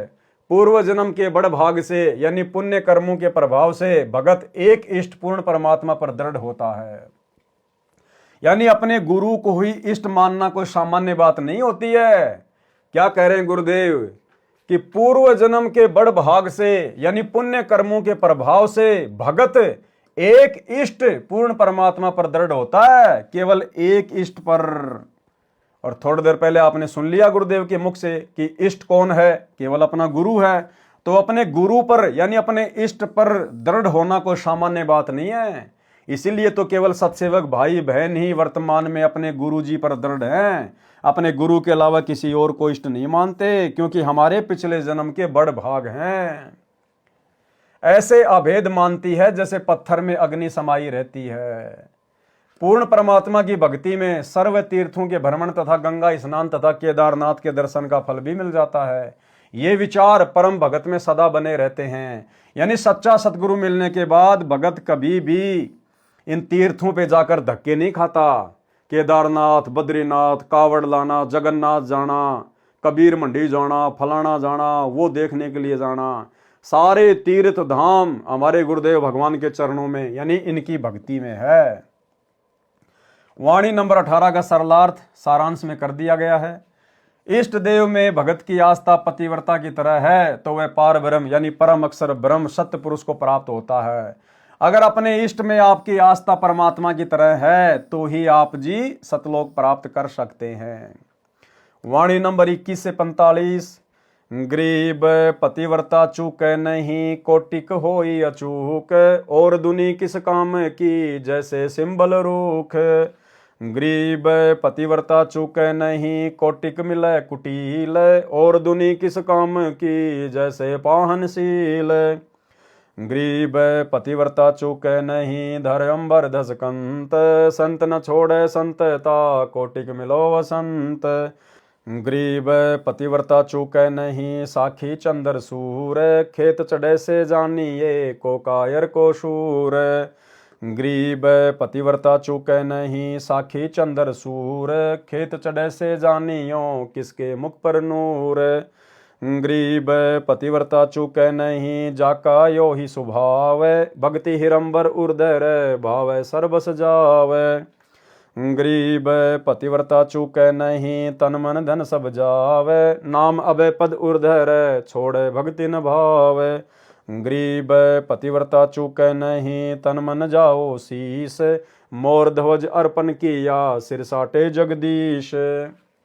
गरीब पतिव्रता प्रहलाद है, ऐसी पतिव्रता होई, 84 कठिन तिराशना सिर पर बीती लोई। गरीब राम नाम छाड़या नहीं, अवगत अगम अगाध, दाव न चूक्या चौपट पतिव्रता प्रहलाद। गरीब कौन कवल अनभय उठे, कौन कवल घर थीर, कौन कवल में बोलिए कौन कवल जल नीर। गरीब मूल कवल अनभय उठे, सहस कमल घर थीर, कंठ कमल में बोलिए त्रिकुटी कमल जल नीर। गरीब कहाँ बिंद की संधि है, कहाँ नाड़ी की नीम, कहाँ बजरी का द्वार है, कहाँ अमरी की सीम।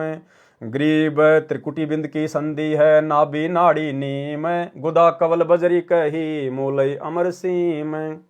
गरीब कहाँ भवर का वास है, कहाँ भवर का बाग, कौन भवर का रूप है कौन भवर का राग।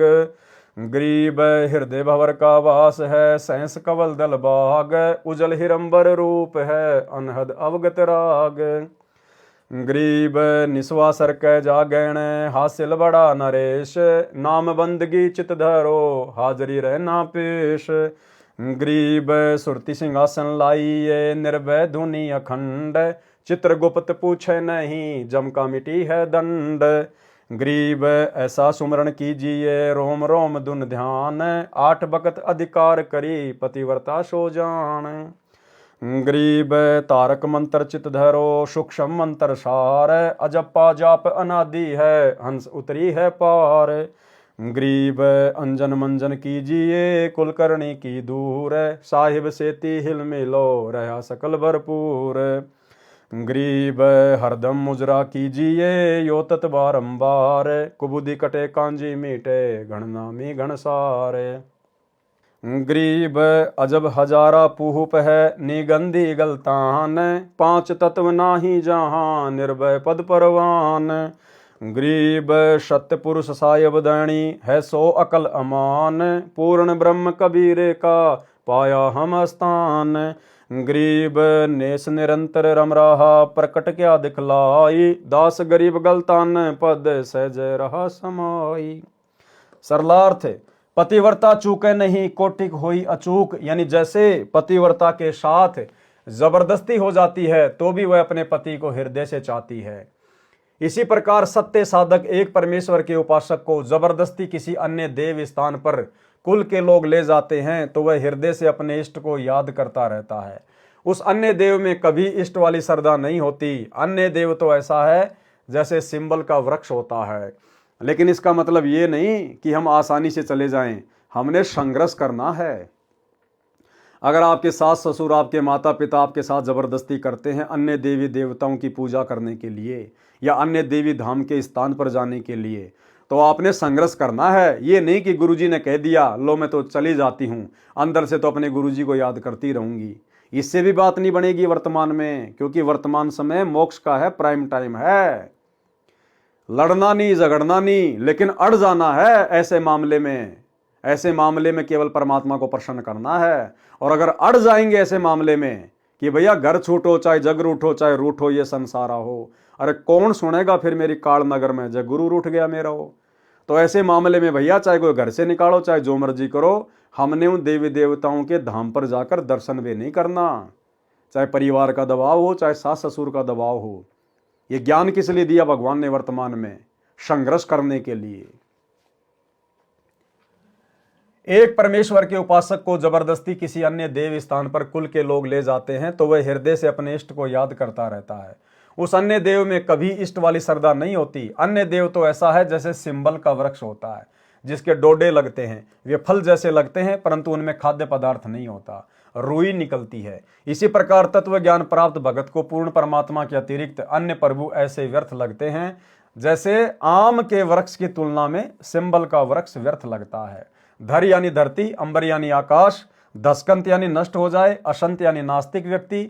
भगत के लिए तो अन्य देव पाहन यानी पत्थर की सील यानी शिला है, अर्थात व्यर्थ है। वाणी नंबर 23-24 का सरलार्थ सारांश में पहले कर दिया गया है। वाणी संख्या 25, 26, 27 का सरलार्थ ऊपर किया है। वही भावार्थ है। दृढ़ भगत पतिव्रता की तरह एक इष्ट की भक्ति का भाव नहीं त्यागता, चाहे सर्वस्व नष्ट हो जाए, चाहे सर्वस्व नष्ट हो जाए। इसी प्रकार यहां भी हमने संघर्ष करना है। नूर यानी लाली यानी विजय रहना, खेत चढ़ना यानी युद्ध के मैदान में डटकर खड़ा होना यानी भक्ति मार्ग पर संघर्ष करना तत्व ज्ञान को आधार बनाकर। भक्ति हिरंबर उर धरना यानी बहुमूल्य भक्ति हृदय में रखना। नाम अभय पद, सच्चे नाम को निर्भय होकर जपते हैं जो तत्व ज्ञान को जान चुके हैं। वाणी नंबर 28 से 30 का सारांश सरलार्थ में कर दिया गया है। वाणी नंबर 31 से 49 का सरलार्थ पूर्व सारांश में कर दिया गया है। राजा जनक स्वयं तो स्वर्ग गए ही, साथ में 12 करोड़ जीवों को नरक से छुड़वाकर स्वर्ग ले गए। इसी प्रकार श्री गोरखनाथ जी दृढ़ता से भक्ति करके सफल हुए। सूत्र मानी ऊंट, मुए मानी मरे हुए, कु मानी को, साखी पतिव्रता के अंग की। वाणी नंबर 9 से 20।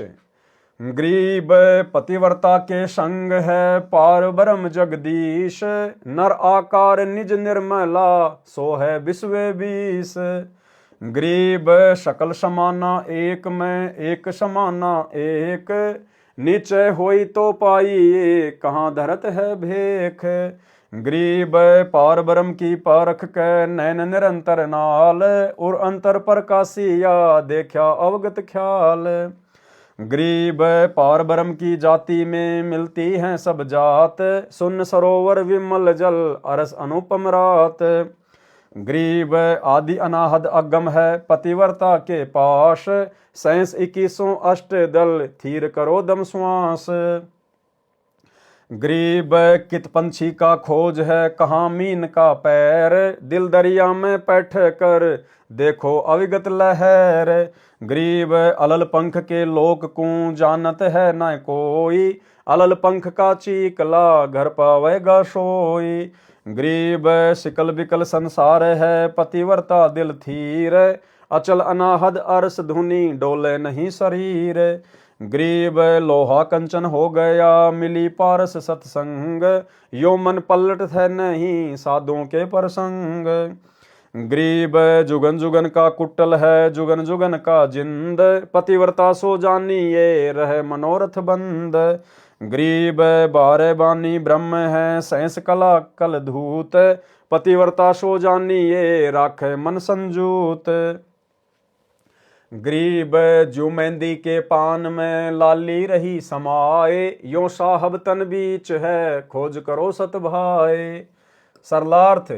सरलार्थ पूर्व में किया गया है वैसा ही है। भावार्थ है कि जो भगत पूर्ण परमात्मा को सच्चे भाव से याद करता है यानी भक्ति करता है तो जगदीश उसके साथ रहता है। जगदीश कौन है? जगत प्लस ईश, सारे संसार का स्वामी। वो जगदीश, वो परमात्मा, वो पार ब्रह्म, वो कबीर देव आज वर्तमान में हमारे गुरुदेव हैं। यानी भक्ति करता है तो जगदीश उसके साथ रहता है, उसकी सहायता करता है। वास्तव में परमात्मा नराकार यानी मानव स्वरूप है। विश्व बीस का अर्थ है पूर्ण रूप से। विश्व बीस का एक पक्का बिगा होता है, वह पूर्ण माना जाता है। यहां पर उसी उपमा से परमात्मा को समर्थ कहा है। भेक धरना यानी दाढ़ी जटा सिर पर बाल केस बढ़ाना, नीचे मानी विश्वास के साथ। भावार्थ, यदि मेरी बातों पर विश्वास है तो परमात्मा मिलेगा, यदि नहीं है तो साधु वेश बनाने का कोई लाभ नहीं। निज मानी खास, निर्मला मानी निर्मल, परमात्मा वास्तव में पाक साफ है। शून्य सरोवर यानी आकाश में सतलोक रूपी सरोवर है, उसमें सुख रूपी जल है। उस अनुपम यानी अद्भुत अरस यानी आसमान में बने सतलोक में रात दिन लगन लगा। एक पार ब्रह्म यानी पूर्ण परमात्मा की जाति यानी लक्षणा सब देवों से मिलते हैं, परंतु पूर्ण परमात्मा समर्थ है। जैसे नमक और बूरा के लक्षण मिलते जुलते होते हैं परंतु खाने पर पता चलता है। आदि मानी सनातन सदा से, अगम यानी सर्वोपरि, अनाहद मानी शाश्वत यानी अविनाशी। परमात्मा दृढ़ भगत के साथ है। सैंस 21 यानी दिन रात में मानव सामान्य विधि से 21,600 श्वास दम श्वास लेता है। उन सबको परमात्मा के सुमरण में लगाए। थीर करो का अर्थ है श्वास से नाम पर दृढ़ता से मन लगाओ। कित मानी कहाँ, पंछी मानी पक्षी, मीन मानी मछली। जैसे पक्षी उड़कर चलता है तो उसकी खोज किसी चिन्ह से नहीं हो सकती, अर्थात पक्षी अपने पीछे कोई निशान नहीं छोड़ता। जैसे मछली जल में कोई निशान बनाती हुई आगे नहीं तैरती, इसी प्रकार प्रत्येक भगत भक्ति की शक्ति से उड़कर या जल की तरह चलकर सतलोक चला जाता है। अन्य व्यक्ति उसके मार्ग की खोज करके नहीं जा सकते, उसे भी भक्ति करके शक्ति रूपी पंख लगवाने पड़ेंगे। मन रूपी मछली को दिल रूपी दरिया में यानी हृदय से लगन लगा। भक्ति करके उस अविगत अव्यक्त परमात्मा की लहर यानी अनंत सुख को देखो। अलल पंख की जानकारी गुरुदेव के अंग के सरलार्थ में वाणी नंबर 1 के सरलार्थ में विस्तार से बताई गई है। चीकला मानी पक्षी का नवजात बच्चा।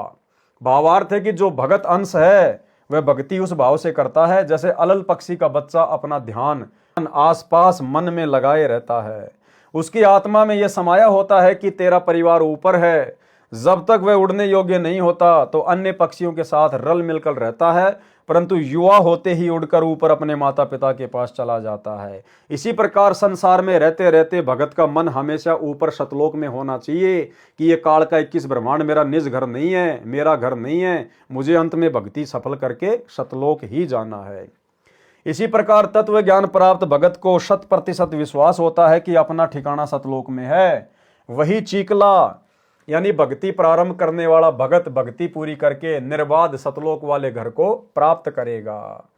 संसार सिकल बिकल यानी चंचल है, कभी भक्ति करने लगता है, कभी छोड़ देता है, परंतु पूर्ण विश्वासी भगत थीर यानी भक्ति पर दृढ़ रहता है।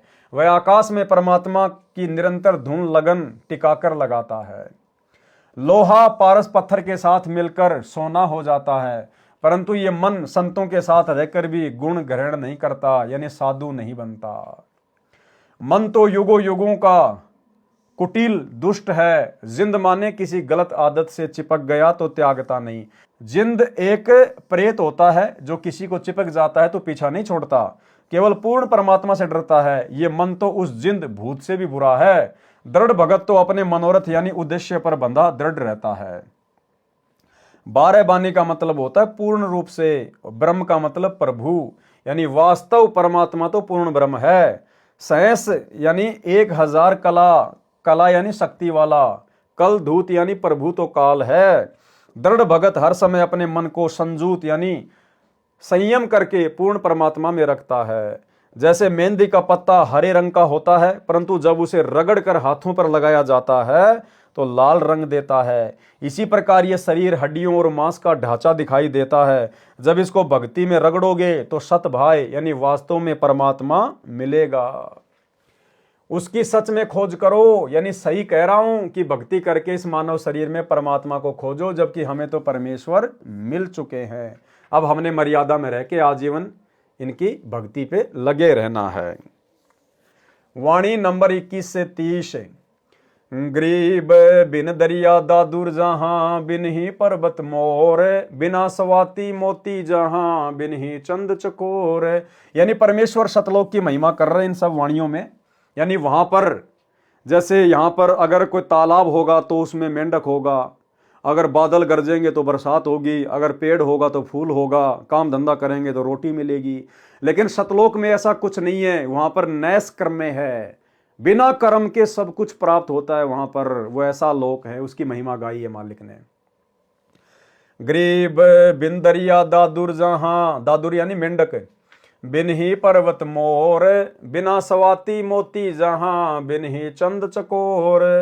गरीब बिन बादल बिजली जहां, बिन घन हर गर्जंत, बिन बागों कोयल जहां, बिन ही फाग बसंत। गरीब बिन ही बेली फूल है, बिना केत की भोर, बिन चिस्म्यों दीदार है, बिना दस्त जहां चोर। गरीब बिन ही आसन बैठे ना, बिन पग का जहां पंथ, बिन ही द्वारे बोले ना, समझे बिरला संत।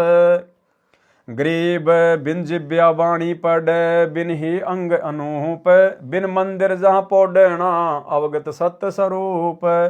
गरीब बिन ही धरती देहरा, जामे अवगत देव, दृष्टि मुष्टि से रहत है, जाकी कर ले सेव। गरीब जू सुआ पिंजर बस, खिड़की बंद लगाई, दुर्मति दिल अंदर रहे, मंजारी नहीं खाई। गरीब मार्ग बंक पिछाने ले, उड़न गड़न दे छाड़, सुरती शब्द के संग है, दुर्मति दिल से काढ़। गरीब कौन कवल में काल है, कौन कमल में राम, कौन कमल में जीव है, कौन कमल विश्राम। गरीब कंठ और सैंस कमल में काल है, शंख कमल दल राम, हृदय कमल में जीव है, अष्ट कमल विश्राम। सरलार्थ बिन यानी बिना दरिया नदी के जहां पर दादुर यानी मेंढक है, तथा पर्वत के बिना मोर रहते हैं। मोती का निर्माण समुद्र में रहने वाले जीव सीप के अंदर स्वाति नक्षत्र की वर्षा की बूंद से होता है, परंतु सतलोक में सतगुरु की शक्ति से सवते मोती बन जाते हैं। चकोर पक्षी भी बिना चंद्रमा के रहता है। भावार्थ है कि सतलोक में सर्व व्यवस्था परमेश्वर जी की कृपा से होती है। जो आश्चर्य की बात है, परंतु सतलोक में सामान्य बात है। सतलोक में बिन बाग के कोयल है, यानी कोयल की आवाज अपने आप होती है। ऐसा नहीं है कि सतलोक में बाग नहीं है, परंतु जहां बाग नहीं है वहां भी कोयल जैसी सुरीली आवाज सुनने को मिलती है। यानी वहां पर सब कुछ है, ऐसी सृष्टि है, लेकिन वहां पर बिना कर्म किए सब कुछ मिलता है। वहां भी कोयल जैसी सुरीली आवाज सुनने को मिलती है। बिजली जैसी चमक, यानी आकाशीय बिजली चमकती है तो वह बादलों से टकराने से गरज के साथ चमकती है। सतलोक में ऐसी झिलमिल झिलमिल तथा बादल वाली गर्जना कुछ स्थानों पर सदैव होती रहती है, वह बिना बादलों के होती है। सतलोक में बसंत के सुहावने मौसम के लिए फाल्गुन महीने की प्रतीक्षा नहीं करनी पड़ती, वहां सदैव बसंत जैसा सुहावना मौसम रहता है। यह परमेश्वरीय शक्ति का कमाल है। वजह से आज कोई भी वस्तु यदि हमने धरती पर रखनी है तो उसको धरती पर रखना पड़ेगा। जैसे मकान है, गाड़ी है, कोई भी चीज है।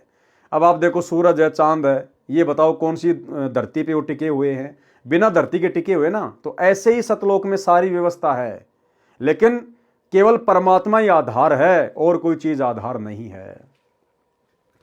दस्त मानी हाथ, भौरा यानी भौरा जो काला भुंड जैसा होता है, फूलों पर बैठकर सुगंध लेता है। बेली यानी बेल यानी लता, पूप यानी फूल फूल, पग यानी पैर, पंथ मानी मार्ग, चोर मानी चंवर जो गाय की दुम जैसे बालों वाला होता है, जो संतों तथा सदग्रंथों के ऊपर हाथ से चलाया जाता है। वह सतलोक में बिना हाथ के अपने आप चलता रहता है। आसन यानी बैठने के लिए कपड़ा, गद्दा या कुर्सी को आसन कहते हैं। सतलोक में बिना जीभ के भी बोल सकते हैं, यानी धुनी से बात होती है, मन ही मन में बातें होती हैं। जैसे आकाशवाणी होती है, मंदिर, महल, देहरा, देवालय जिसमें परमेश्वर रहते हैं। इन वाणियों में सतलोक में अनहोनी लीलाओं का ज्ञान है। वैसे वहां पर स्थायी मकान है, बाग हैं, झरने बहते हैं। अंग मानी शरीर जो 5 तत्व का है वह नहीं है। वहां पर अनूप यानी विचित्र शरीर है। दृष्टि यानी नजर, और मुष्टि यानी विशेष ध्यान से देखने की कोशिश है। दृष्टि तो सामान्य नजर होती है, जो नजर गड़ाकर ध्यान से देखे वह मुष्टि कही जाती है। रहत मानी बिना, सेव मानी पूजा, भावार्थ है कि उस परमात्मा को आत्मा की आंखों से देखा जाता है, चरम दृष्टि से नहीं। दुर्मति यानी बुरी नीयत से किया गया विचार। मंझारी यानी बिल्ली।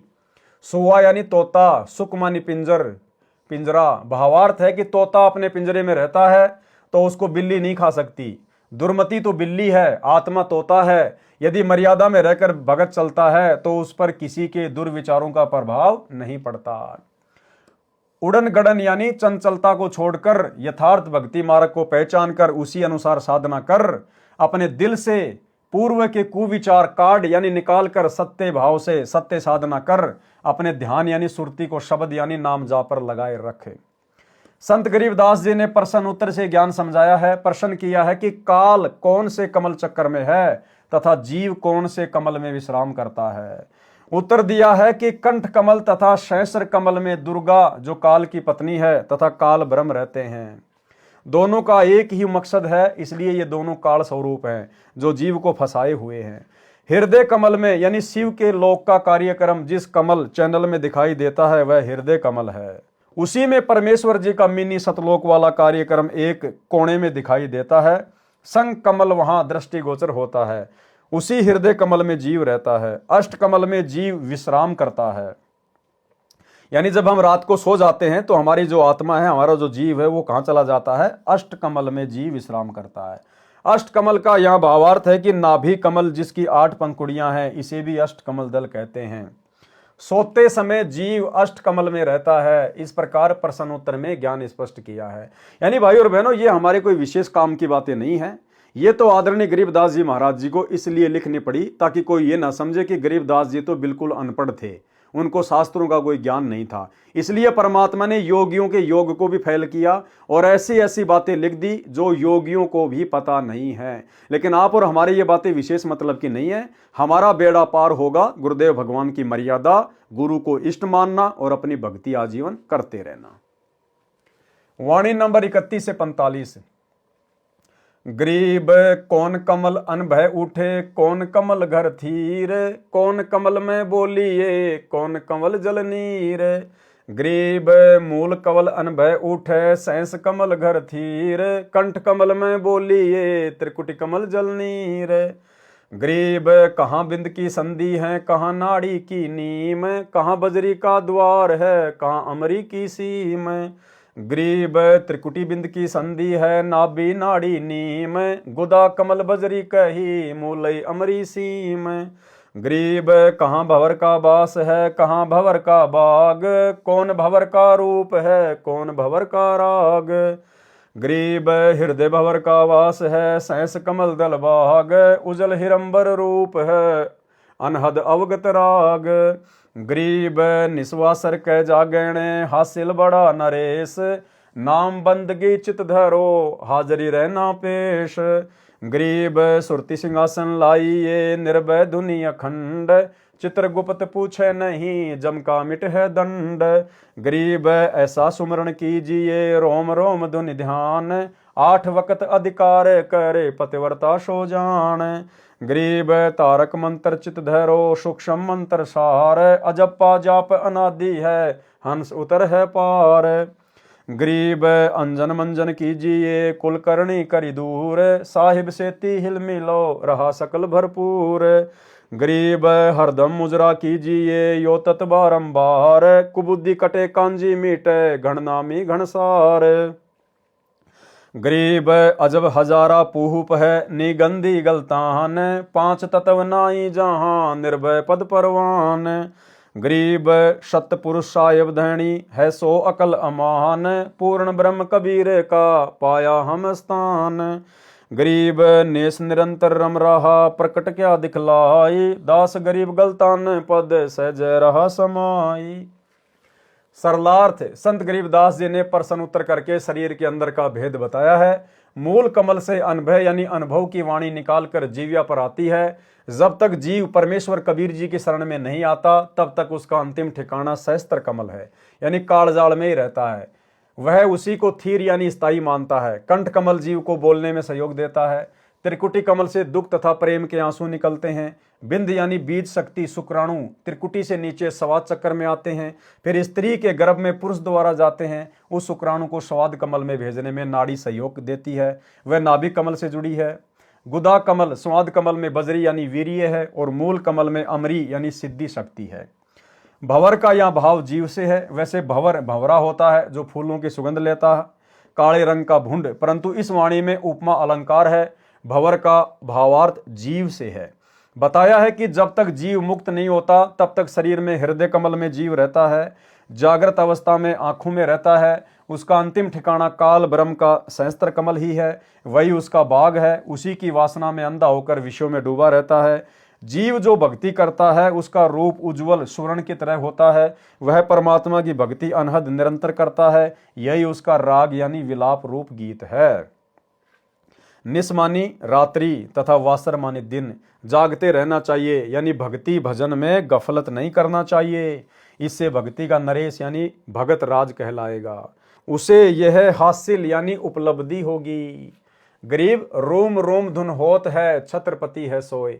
जो भगत साधना करता है और रोम यानी शरीर के बाल भी खड़े हो जाते हैं, तो वह भगत राज है। जैसे कई बार कोई ऐसा वाकया हमारे सामने आ जाता है सुख या दुख में, एकदम से हमारे रोंगटे खड़े हो जाते हैं, शरीर के रोए खड़े हो जाते हैं ऐसे। तो परमात्मा कहते हैं जब तुम भजन करोगे, नाम सुमरण करोगे, और उस समय तुम्हारी परमात्मा में ऐसी लगन लगे, और जब तुम्हारा रोम रोम खड़ा हो, तो मानना तुम भगत राज बनते जा रहे हो, भगत राज। और एक बार जब नाम जाप करते समय रोंगटे खड़े होते हैं, तो परमात्मा कहते हैं उस समय भगत के 3.5 करोड़ जाप माने जाते हैं। 3.5 करोड़। यदि आप प्रथम मंत्र का जाप कर रहे हैं, सतनाम का कर रहे हैं, और यदि उस समय आपके रोंगटे खड़े हो गए, अपने गुरुदेव भगवान के प्यार में, प्रेम में मस्त हो रहे हो आप, अंदर से आनंद आ रहा है, रोंगटे खड़े हो गए, तो समझ लो 3.5 करोड़ जाप हो गए, हमारे खाते में लिखे गए। जो भगत साधना करता है और शरीर के बाल भी खड़े हो जाते हैं, तो वह भगत राज है। परमात्मा के नाम की बंदगी नम्र भाव से भक्ति हृदय में रखो। सदा मालिक के लिए समर्पित रहना, परमात्मा के दरबार में पेश यानी हाजिर रहना। भावार्थ है कि परमात्मा के अतिरिक्त अन्य सब आसार लगे। संत गरीबदास जी ने कहा कि हे भगत, नाम जाप में ध्यान यानी सुरती ऐसे लगा जैसे सिंहासन पर बैठकर शोभित होते हैं। यानी राजा लोग सिंहासन पर बैठकर अपने को सर्वोपरि तथा निर्भय समझते थे। ऐसे भगत परमात्मा के नाम का जाप ध्यान यानी सुरती रूपी सिंहासन पर बैठकर करें, अर्थात सारी चिंताओं को, सारी टेंशनों को साइड में छोड़कर और परमेश्वर का नाम जाप करना चाहिए। गुरुदेव का आदेश है, वह सर्वश्रेष्ठ भक्ति विधि है। और निर्भय हो जा कि मैं सत्य भक्ति कर रहा हूं, मुझे परमात्मा अवश्य मिलेगा। उस भगत का लेखा जोखा चित्र तथा गुप्त फरिश्ते नहीं करते। उस भगत का जम यानी यमदूतों द्वारा पाप कर्म का दिया जाने वाला दंड भी समाप्त हो जाता है। भगत से कहा है कि ऐसा सुमरण कर जिससे रोम रोम में धुन हो, यानी शरीर के बाल ऐसे खड़े हो जाए जैसे कि खुशी या भय के समय खड़े होते हैं। कहते हैं कि ऐसी दुर्घटना थी कि देखने वाले के रोंगटे, शरीर के बाल खड़े हो जाते थे। अपने भजन पर 8 पहर यानी 24 घंटे अधिकार रख यानी सुमरण में लगा रहे, वह वास्तव में पतिव्रता यानी सच्चा भगत है। तारक मंत्र यानी सत्य साधना के मंत्र, जो चित धरो यानी ध्यान से सुमरण करो। जो सूक्ष्म मंत्र सोहम नाम सार है यानी मोक्ष मंत्रों में विशेष है। अजप्पा जाप, जो श्वास श्वास से जाप किया जाता है, वह अनादि अर्थात सनातन है। उसके जाप से हंस निर्मल भगत यानी पार उतर जाता है, अर्थात मोक्ष प्राप्त करता है। अंजन यानी माया और मंजन मानी साफ करो यानी नेक कमाई करो। कुल करनी यानी परंपरागत साधना जो शास्त्र विरुद्ध है उसे दूर करो, त्याग दो। भावार्थ है कि सांसारिक संपत्ति से मन हटाकर साहिब यानी परमेश्वर के साथ हिल मिलो यानी भक्ति में लगे रहो। उसकी निराकार शक्ति सब जगह परिपूर्ण यानी भरपूर है। परमेश्वर का मुजरा, यहाँ स्तुति को मुजरा कहा है। परमेश्वर की स्तुति यानी उसका मुजरा हृदय से करो। ये तत् यानी सार है, इसे बार बार करते रहो। इस प्रकार परमात्मा की स्तुति व भक्ति से कुबुद्धि यानी दुर्मति नष्ट हो जाती है। घण नामी घणसार का अर्थ है कि सुप्रसिद्ध भगत हो जाएगा तथा भक्ति का धनी घणसार होकर शतलोक को चला जाएगा। अजब यानी अनोखा, हजारा यानी हजारों पत्तियों वाला, पूप यानी फूल, नेगंदी यानी विशेष महक वाला, गलतान यानी उसकी महक के प्रभाव से साधक गलतान यानी मस्त हो जाता है। उस शतलोक में 5 तत्व से निर्मित कोई वस्तु नहीं है। वह निर्भय पद है, परवान है यानी पूर्ण मोक्ष पद है, जहां भगत जन्म मरण तथा कर्म दंड से मुक्त होकर निर्भय हो जाता है। पूर्ण परमात्मा सभी का धनी यानी मालिक है, उसको सत्य पुरुष कहते हैं। वह अकल यानी निर्बंध है तथा अमान यानी शांत है। उस पूर्ण परमेश्वर कबीर जी का शतलोक का स्थान हमको प्राप्त हुआ है। कौन कह रहे हैं? गरीबदास जी। नेस का अर्थ इस वाणी में अदृश्य शक्ति है। नेस का अर्थ नष्ट करना भी होता है। ये वाणी के बोलने के भाव पर निर्भर करता है।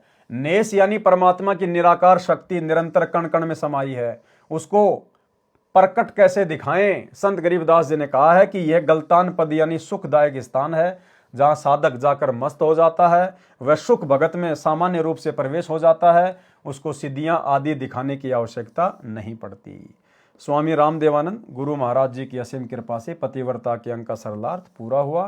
ठीक इसी प्रकार पूज्य गुरुदेव भगवान सतगुरु रामपाल जी परमेश्वर जी के शुभ आशीर्वाद से पतिव्रता के अंग का ये वीडियो कंप्लीट हुआ। सत साहिब यानी अविनाशी परमात्मा सतगुरु रामपाल जी भगवान। तो भाई और बहनों, आज की वीडियो में केवल इतना ही। कल फिर से गुरुदेव भगवान के आशीर्वाद से एक नई वीडियो के साथ में आप सभी भाई बहनों के साथ में आपकी सेवा में हाजिर होंगे। तब तक गुरुदेव भगवान हम सबको आज्ञा दें, इजाज़त दें, आशीर्वाद दें। बंदी छोड़ सतगुरु रामपाल जी भगवान की जय हो।